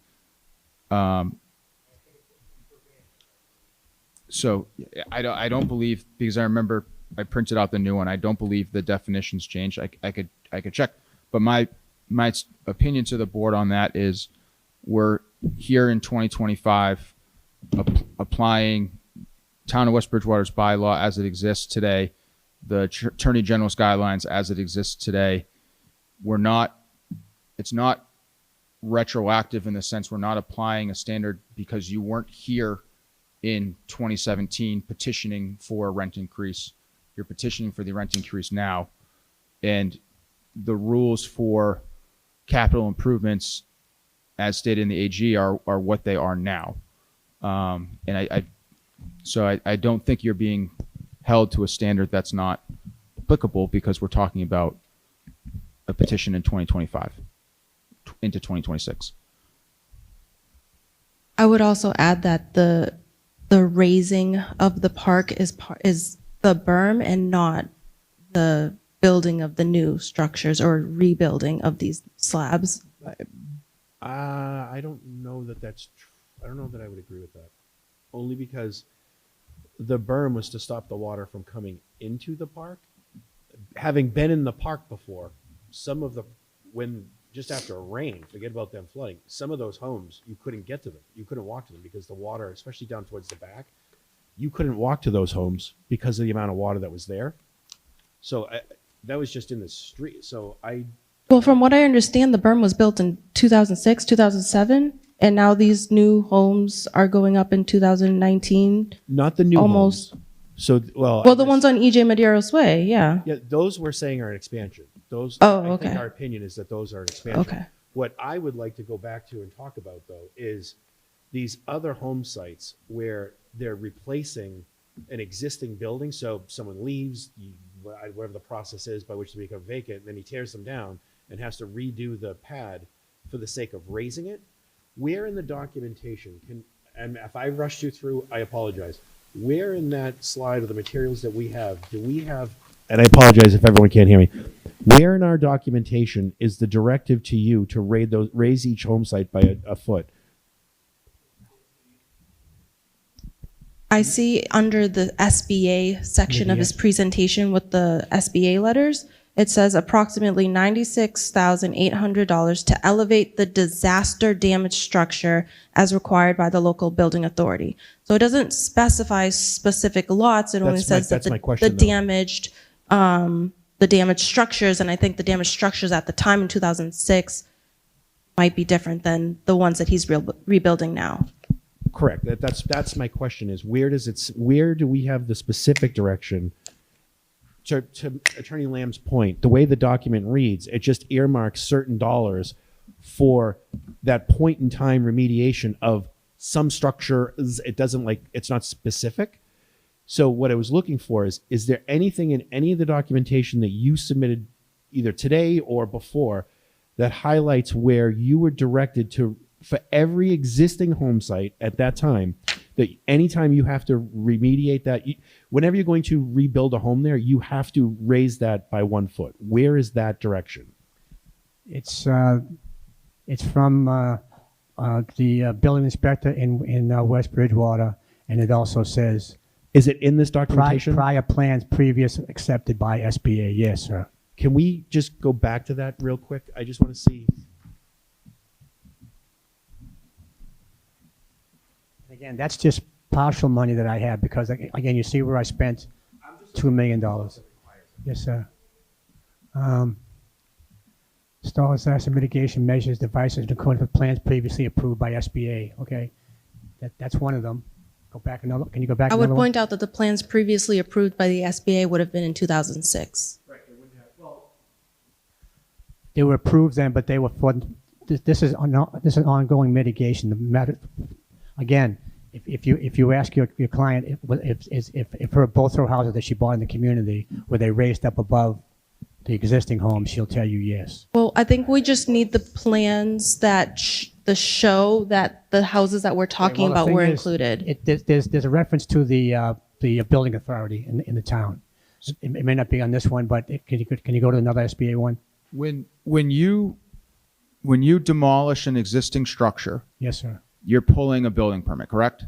Through the Yes, sir. town. Yes. And Board of Health permit, I'm assuming, for the home site?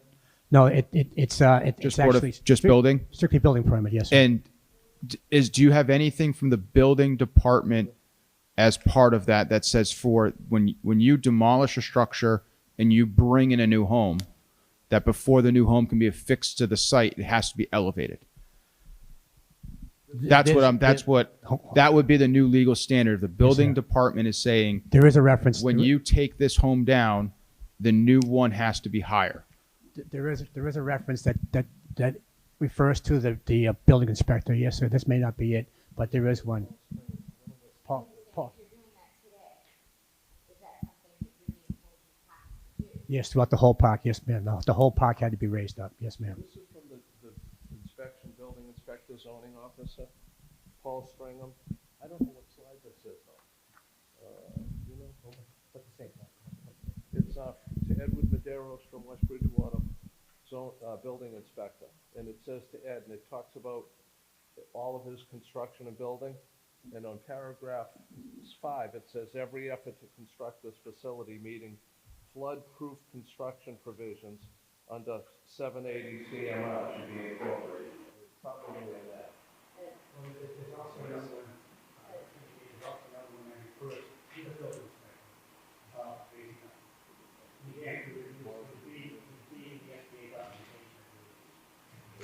Oh, yeah, paragraph 1 addresses it. You take a look at that. But they're talking about, yeah. See that paragraph 1? So,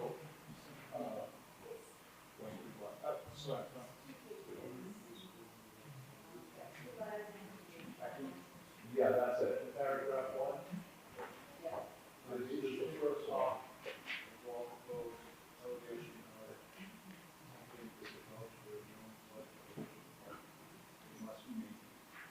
And then paragraph 5 gives it CMR, 780 CMR.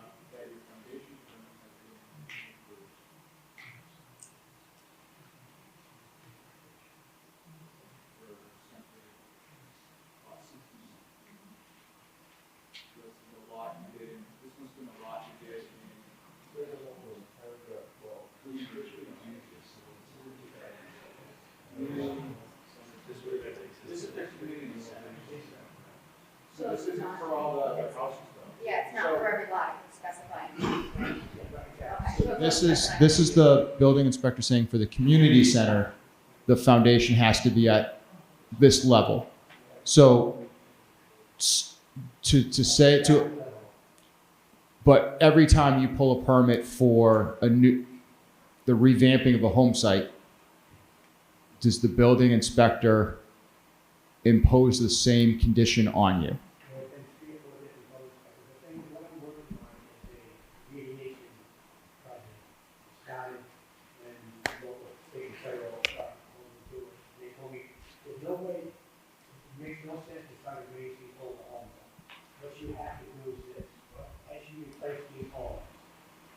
I completely understand what it makes sense that they're not going to make you, under certain circumstances, demolish a house or bridge it up to do underneath it because of the site work. And they probably are going to say, as they come up, fix them. But what I'm saying is, for the board to say that to apply this paragraph of the AG's regulation, it would be necessary for them to say that this is a standard that you have to apply. There's a reference in the SBA documentation about the building inspector. So please haven't found it. But I guess I don't know if the board's going to come to a conclusion tonight, but that might be something that is supplemental to the decision and discussion. Because that, just to say something's being imposed without having the actual imposition of it, like Title V is a new regulation. So if for instance, if you had an old cesspool system for this park and Title V comes around and they say you have to update this system because of this new regulation, you could argue that would be a capital improvement because a new legal standard came in and said you can't just dig a hole and have your excrement go into the ground. You need to have this system. But there's a statute in CMR that applies that. So that's what the board needs that to apply this, unless the parties are agreed on it, obviously. We have this in the reference in the SBA documentation. And what they use for a standard is this. He told me, at the center line of the lot, here's how they want the lot to be. The center line of the lot, take a shot of the crown of the road.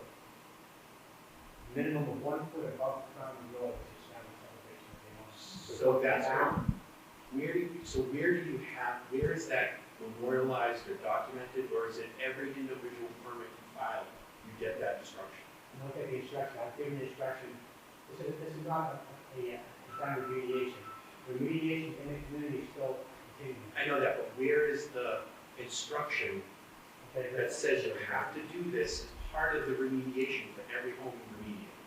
Well, that's fine, what the reference is, if you can, to the SBA, to the building inspector. So, but the SBA's alone. The SBA's alone, they're not the SBA is not a regulatory authority. So the directive would have to come from the town building inspector, commissioner. Construction provisions under 780 CMR. So 780 Okay. CMR. We have to look at that, like, so that's the building code that says 1 foot above the crown of the road. No, I know, I'm asking him the one that's from the complications, because you put that 10 times over now. That's you all know. It might be helpful to have something from the building inspector on that, because they'd issue a permit for every lot. 25. Page 25.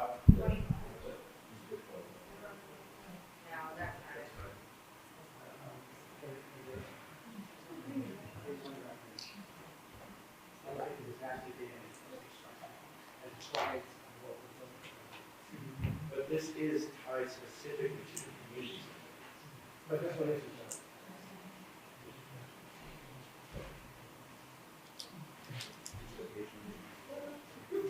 That is like, Or is it 40? 40.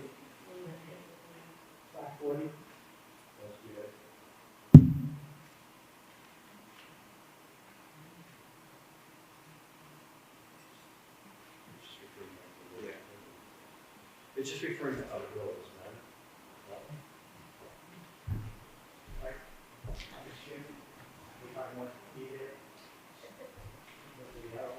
Where does it say?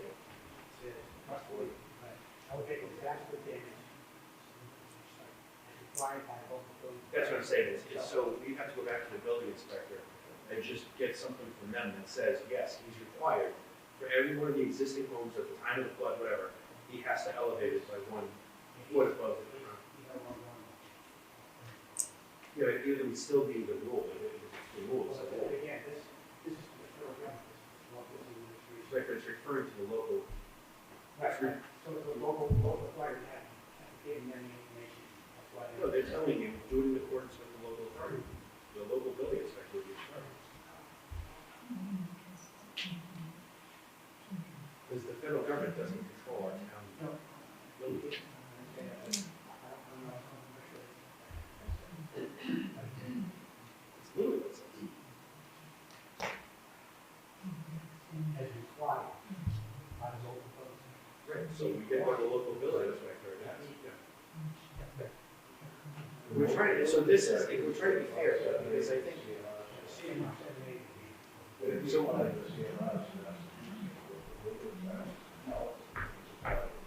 That's not the slideshow.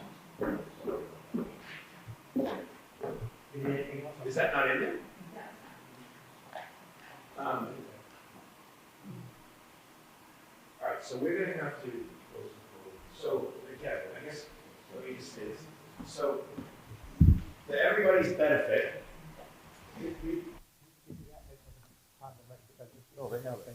No, it's No, it, CMR 780.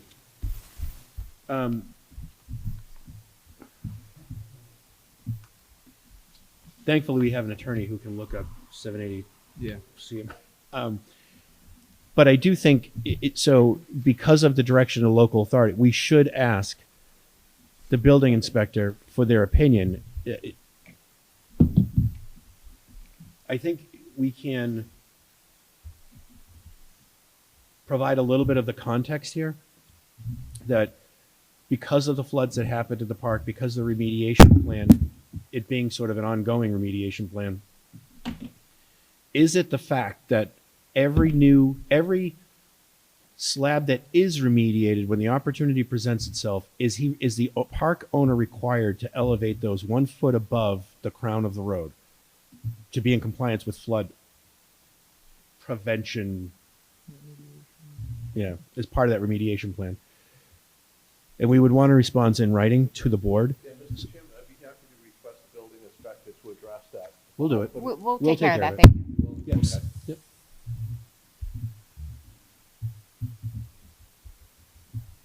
And you can send it from myself if you'd like. That's fine. I appreciate it. Because the thought process there is we're trying to be fair here in the sense that if Mr. Medeiros, as the owner of the park, is required when he remediates any one of these properties, if he's required if there's a new requirement that says he has to elevate these properties and basically replace the slab, then it may change the board's opinion on how we're going to treat the request for capital improvement around these. I don't know if it will or it won't, but I'd rather have the information, at least the board make the most informed decision possible, which we try to be fair here for both parties. You have your hand raised, so I'm going to give you a second, but we're going to actually, can you hold it just for a few moments? It's a real quick thing. Every time you put in a new house, you put in a new slab. So I don't understand the difference is, it takes out the old stuff, you put the new. Well, there's new homes that never existed. Yeah. So we've already said, the board, at least at this point, has said we've excluded those from the calculation. In an old home, he takes out the existing slab and puts in a brand new. Agreed. slab. Agreed. And that's what we're trying to validate is when he does that, is he required to do that? Because now he has to elevate them. If he's tearing down the property, they're not going to let him, theoretically, they're not going to let him build a new one on a slab that's not up to the current code. So if the current code, if he's required to raise those slabs, then he's going to have to replace those slabs. He doesn't have a choice. Huh? The house is always a different size. I get that. He's responsible for the slab. If the slab is crumbling or something like that, that's on him to fix it and replace it. What I'm saying is if he's required now to replace those slabs because it has to be elevated higher, that's a different story, potentially. Well, that's possible, but we want to make sure, we're not going to debate the feelings. I would just add that if it is required that he had the opportunity and should have done it in the previous years that it occurred and not now. Yeah, but you can't years tear down a house later. if someone's living in it, right? So there's No, a I'm saying, reasonability. no, I understand, but I think those rebuilds, we'll call them, occurred prior to 2024. But even if they occurred prior to 2024, there's still there may be the ability to accept them as capital improvements. Where now apparently we're saying no.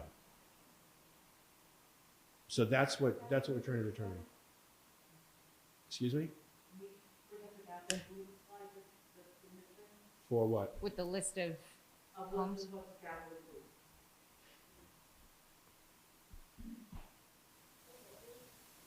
Just the slide specifically that shows the.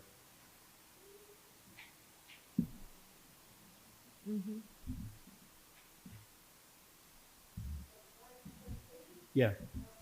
No, it's okay. It's the one with all the dollar amounts in the two sections. I'm going to guess it was in the 60s somewhere.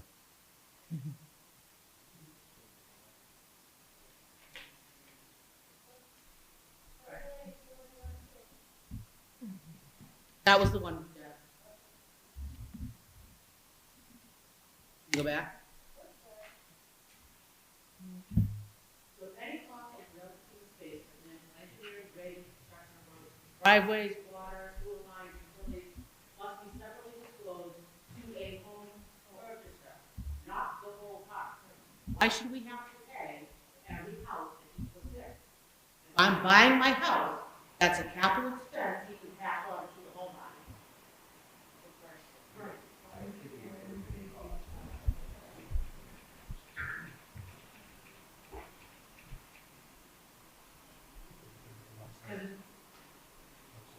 It's either through an installation fee, or installation This is for where the the lot is being house, used for the or first a capital fee improvement. Right. But this is specifically saying where the lot is being used for the first time. We're talking about replacing existing slabs, not laying new slabs, correct?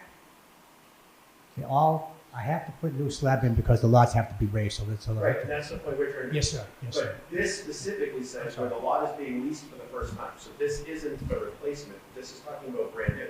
We don't disagree, those, all those other ones you already said we're not putting about.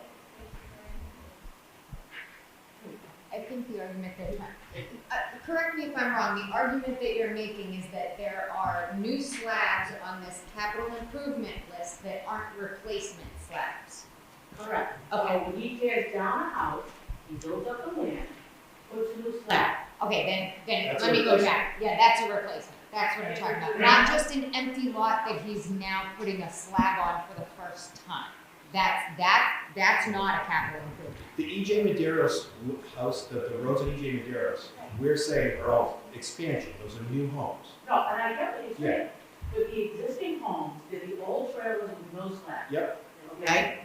Now, isn't the new building code, you have to have a slab on the house? Sure. Okay. And doesn't it say that he's responsible for the slab, so what does it matter whether it's a replacement slab or a new slab? That means it's a capital improvement. improvement. So it's not like. But he has to raise the land anyway, so you have to replace the slab or there was one or not. Right, but if He's I being put my required house on to there, do he that. still has my slab. Right, that's his slab.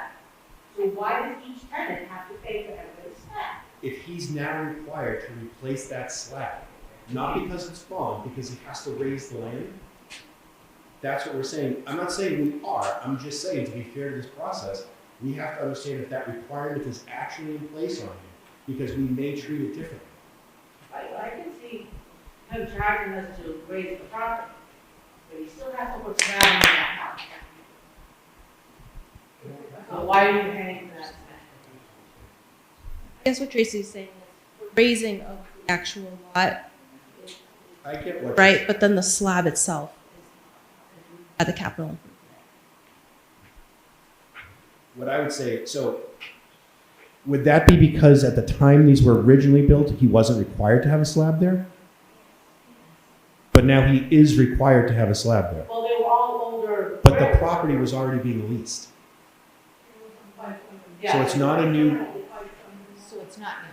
so it's not new, it's considered replacement. It's existing.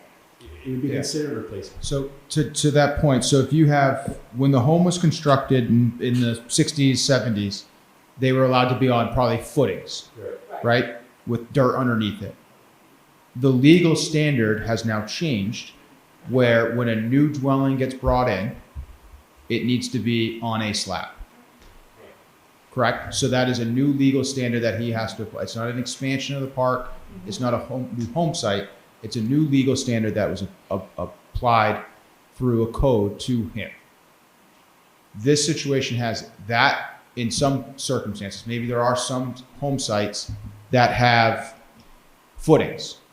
Those home sites need to be elevated and a slab. There are other home sites, sounds like, that might have a slab, and they're saying they need to be elevated, and then a new slab goes down. So what the board is seeking from the building department is that directive that they are requiring them to go up. If there was a slab there and the building department was not requiring them to go up, and he went from a single wide to a double wide, that's on him. Right. Because it's not a legal standard change. And most But- of them were single wide. But this circumstance, every circumstance is unique, because what he is saying, the board is trying to confirm is two parts. No one's debating that hasn't been a new slab and the sizes of the homes have changed. What he is saying is that they're not just mandating him to put this slab in, they're mandating him to raise it. So as soon as they mandate him to raise it, a new slab has to go in on top of that raised site. But whether it's a bigger slab, a smaller slab, it doesn't matter. If he has to replace the slab, he has to replace the slab. Is the point. Replacement, I would say, Yeah. it should be the same size. It wouldn't. The regulations aren't that specific, and you can't look at things in a vacuum, and things aren't going to. So there's a reasonableness aspect to it, and if the legal standard is to raise it for a home site, I think that's the directive that the board needs to see from from the town. And he'd also have to show that for the items he's submitting, that the home site was in fact elevated. And you all live there. It sounds like no one's disputing that when new homes go there, they go up and a new slab goes in.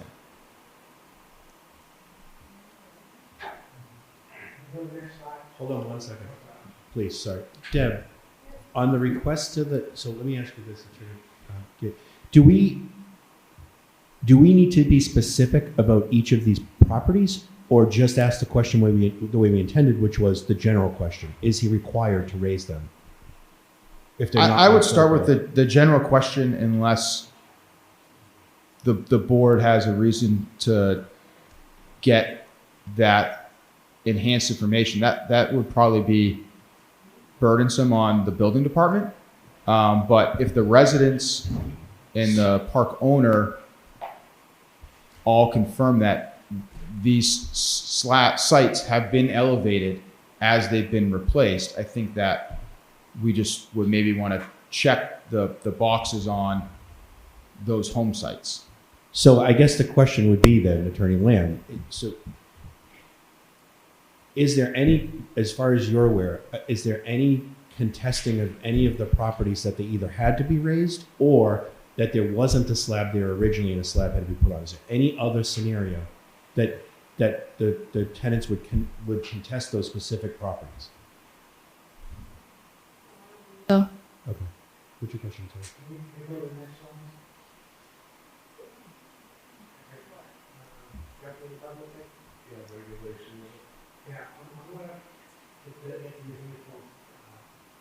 Speak up. Mike. To answer Ms. Leopold's questions about lump sums, I'm not allowed to charge lump sums. It has to be included in the capital improvement. So the thing is, we're talking about permanent fixtures. Permanent fixtures are, as capital improvements are described, new water, new sewer, new electrical, new gas lines, what have you, okay? They're all permanent structures. So if like Ms. Leopold said, if she takes her house, they stay there. They are capital improvements to the property. Also, and she also made a statement about that a slab is not a capital improvement. Any fixture that stays with the property increases the value of the property. Right, but I think where her point was, if it was a crumbling slab, you're responsible for it. You have to fix it. That doesn't get passed on. Exactly. But, Right. so the thing is, and if one of the mains break, I have to fix it. Right. Absolutely. That makes it a capital improvement. And the thing is, the slab stays on the site. So, and they actually talk about, there's a specific paragraph that talks just specifically about slabs. She But stated there are correctly. certain scenarios where you are solely responsible for the slab. It would never get passed on to the tenants. If I have to fix it, I'd have to fix the slab. But the thing is, as a capital improvement, a slab is a capital improvement. It can be a capital improvement. I agree. Any permanent fixture, right? And again, I'm not arguing with you, I'm just asking the question. Attorney Day. Any permanent fixture that improves the value of the site and stays on the site is a capital improvement. The house is not a capital improvement. I don't charge anything. I don't try to make any money on the houses except for the sale. I of the we house. get your point. I Okay. think we're okay.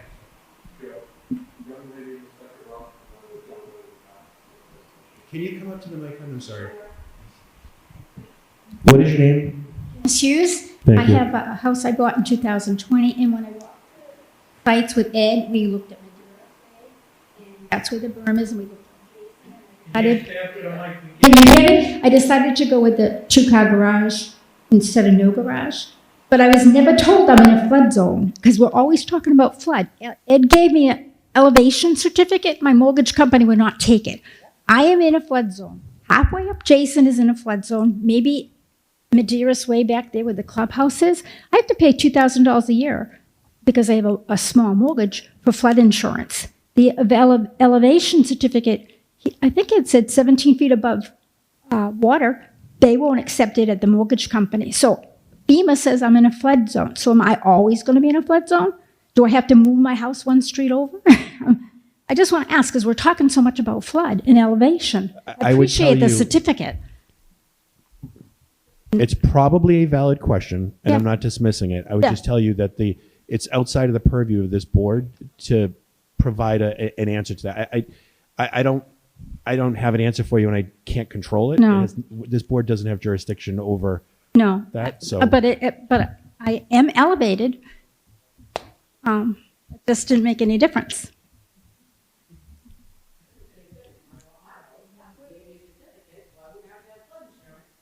My house is elevated. I have flood insurance.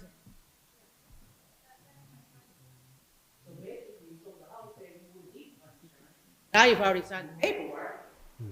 Now you gotta have flood insurance. Do you guys mind if I just finish my stuff first? Sorry. No worries.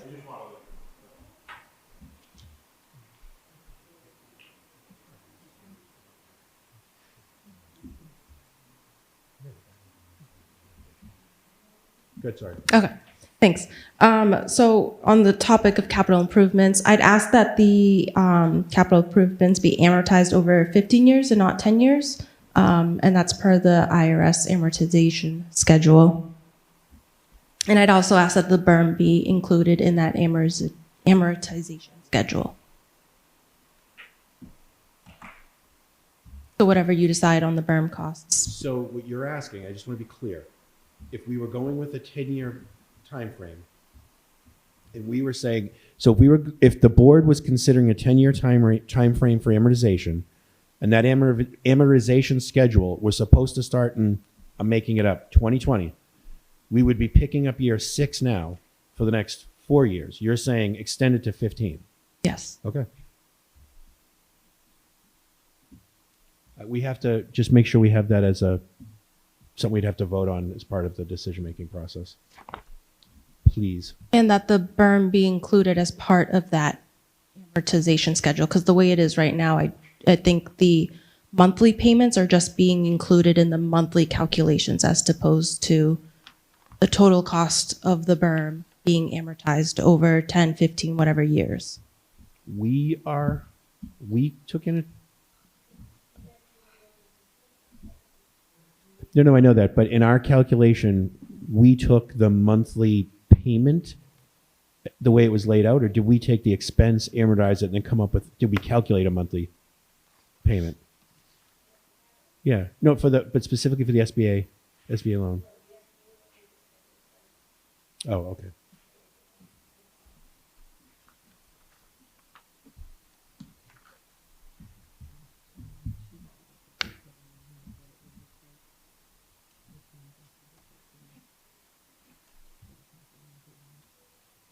Oh, okay, so it's already in the instructions, okay. So Deb, we just have to make sure that when we reach our final opinions on the what's, that we make the decision on how we're gonna calculate the improvements, whether it's 10-year, 15-year. And this is in the document submitted today with the breakdown stuff, so we'll just have to, remember, we have to do that, okay. And then the last thing I have is the management fees, the bookkeeping charges, and the rent. Mhm. I mean, that's included in my email. I think it's pretty self-explanatory. I don't know if you have any questions about it, but the general premise is that the management fees are excessive here, where the management contract that I submitted shows that management plus bookkeeping and no office rent would amount to approximately $46,000, which is half of what is being charged now. So we're just asking for a reduction in those costs. And so on the reduction spreadsheet, you're saying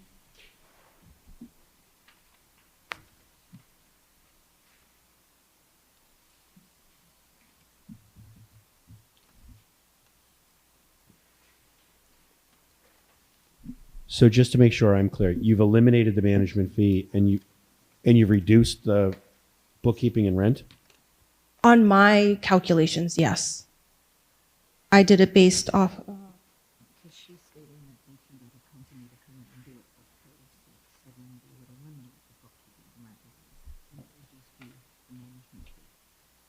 So on mine, I put management at about $50,000. I took out the rent, I took out the bookkeeping.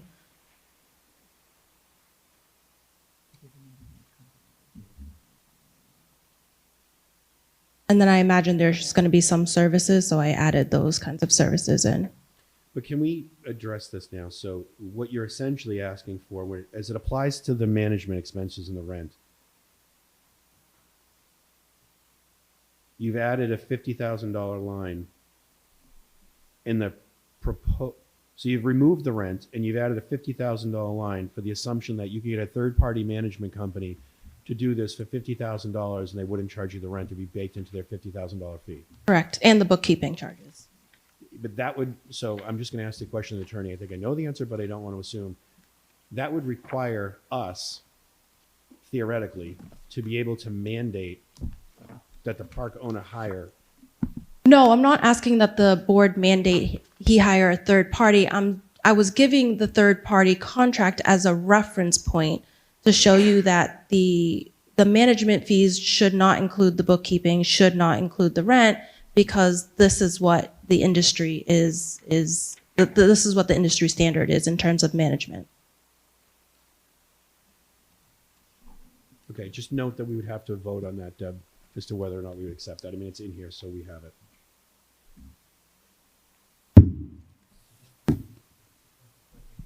She's applying a condo reference to. We understand what it is.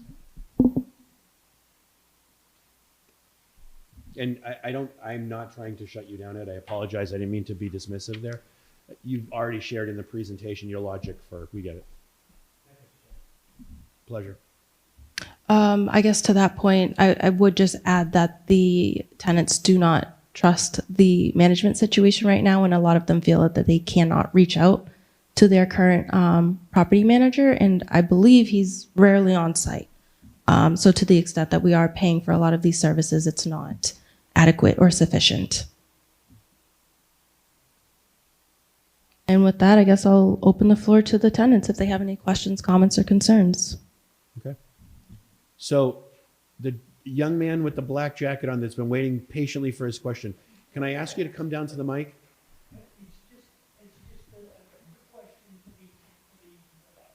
the attorney. Did I hear that the slabs of the responsibility of the owner-operator, and that we're talking about something that is irrelevant because it's his responsibility? Yes, but no. Yeah, your circumstances unique. And the uniqueness part is there's a carve out in the AG's regulations for when a park owner is required to improve something due to a revised legal standard. The revised legal standard, as Mr. Medeiros stated, and what the board is asking for proof and documentation of, is that the building department in the building code, which would be a standard, is saying that these slabs have to be elevated. That is different than an existing slab going from a single wide to a double wide, or an existing slab that has been let over years and years and years to deteriorate and needs to be replaced. So if you had a slab under your home and it just fell apart over time and Mr. Medeiros had to come in and repair it, that isn't due to a new legal standard. But what is being kind of pushed on him through the building code, the flooding problems you've had there, is a new standard, and that's what we're trying to confirm. But the only time he's going to replace the slab or raise the slab is when he puts in a new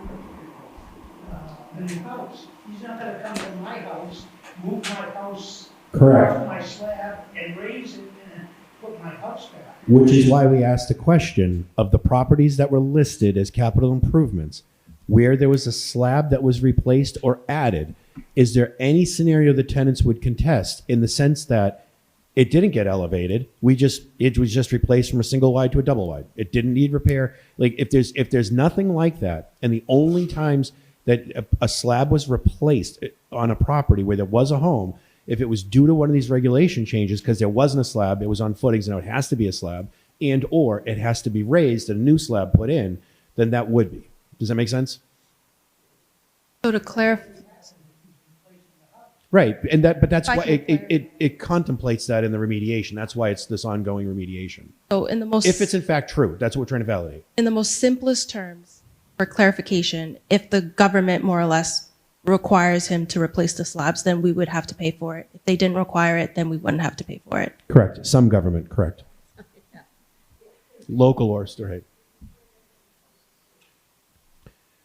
I don't know what the triggering event is.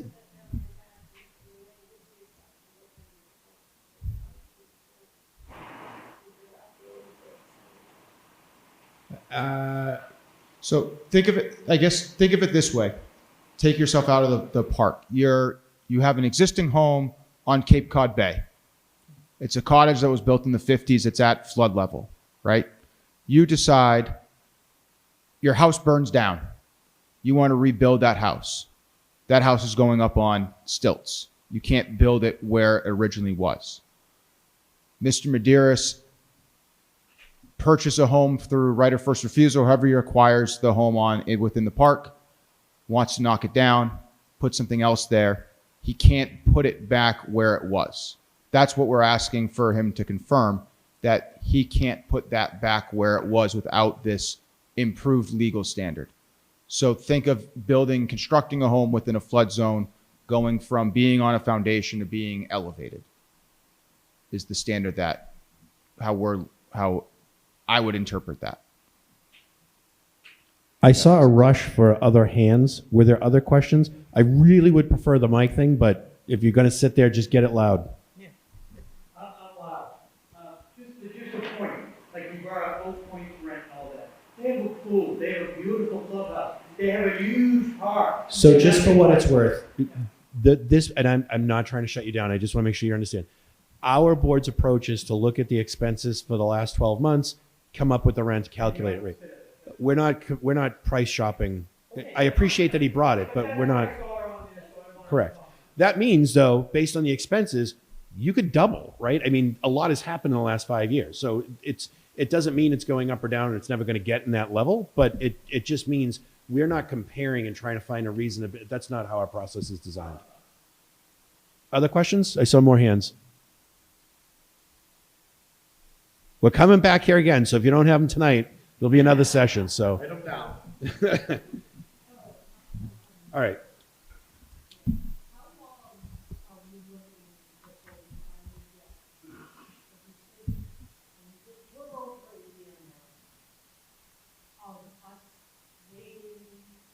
Of you working through this, yeah. Okay. Where do we draw a line? Well, we can draw the line now if you want to force us to a vote. I mean, Giving him plenty of opportunities. so he's provided it, and so what I would say is, we now need to get something from the town, from the building inspector. So I would say we're probably looking maybe a couple weeks before the next meeting. We have to just figure out availability of the board, but we'll figure that out and post it as a continuation of this public hearing. Trust me, I want this wrapped up as fast as possible too. But I want to be fair to the process. That's this board, for years has been operating in as unbiased manner as possible, and I want to make sure that we're keeping that. I don't want to penalize. We're trying to be fair to the process. So I want to validate for the board's benefit. And again, I don't know that the board's going to change its position on these charges, whether we're going to accept them or decline them.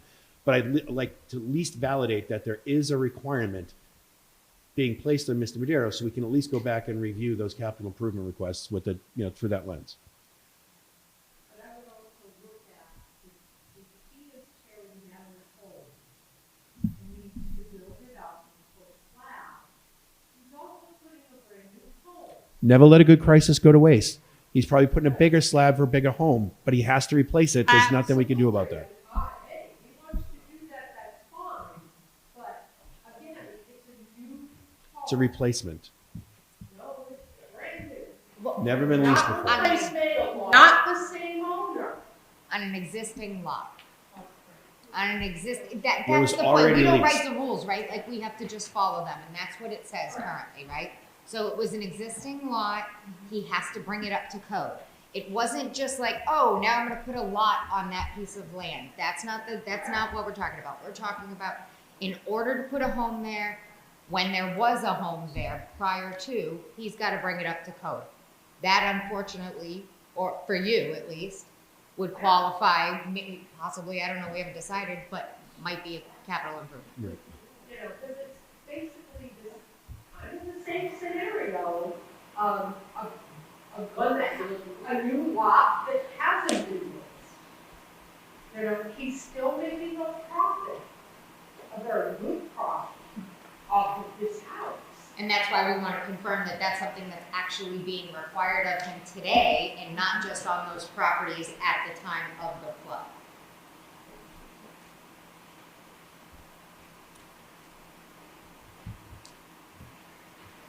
The only other question I have in my mind, did we land, I guess we haven't voted yet, but did we make a decision or did we discuss the rate of return in the last meeting? Did we land on the number or no? Well, they agreed to this.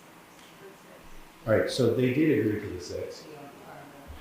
Well, However, he originally presented the six without these. 7 and 4. I might, Mr. Chairman, I understand the next door neighbor just had a rent increase 6.9. So, I don't remember the specific, I can go back to the decision. Was it 6? I thought it was 6 too. I think 6.9. 6.555. 6.555 is the rate. That was a stipulation. That was what? That was a stipulation. Yeah, that was actually like a negotiation. That was a stipulation between the owner and the residents. So if you guys want to get together. Well, hey, you still have another chance. So again, I'm just leaving that out there that they're asking for 7.25 or whatever the rate, I think it was 7.25. So you agreed to the 6, but if you have a different opinion or whatever, you want to bring your supporting information for that, still have the opportunity. All right, is there any other question for us other than determining, do I have to determine tonight the date for continuation? Well, if you use this facility, it's probably hard for you to do that. Oh, that's true. I mean, ideal world is you continue a date certain. I think that there's been ample communication between the homeowners association, the resident, and the board. So, Then what I would, so the it's question. probably hard for you to do a date Yeah, certain.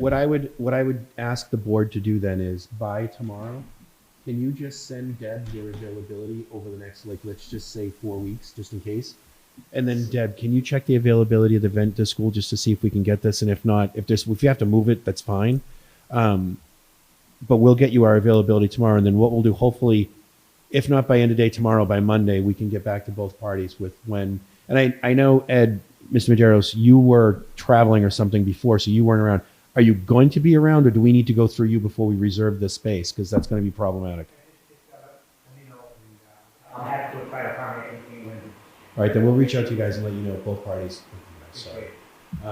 We'll reach out to both parties and let you know what the availability is. We'll try to give maybe a couple options, and then we'll go from there as well as you. Sorry, you guys. Fine. You do.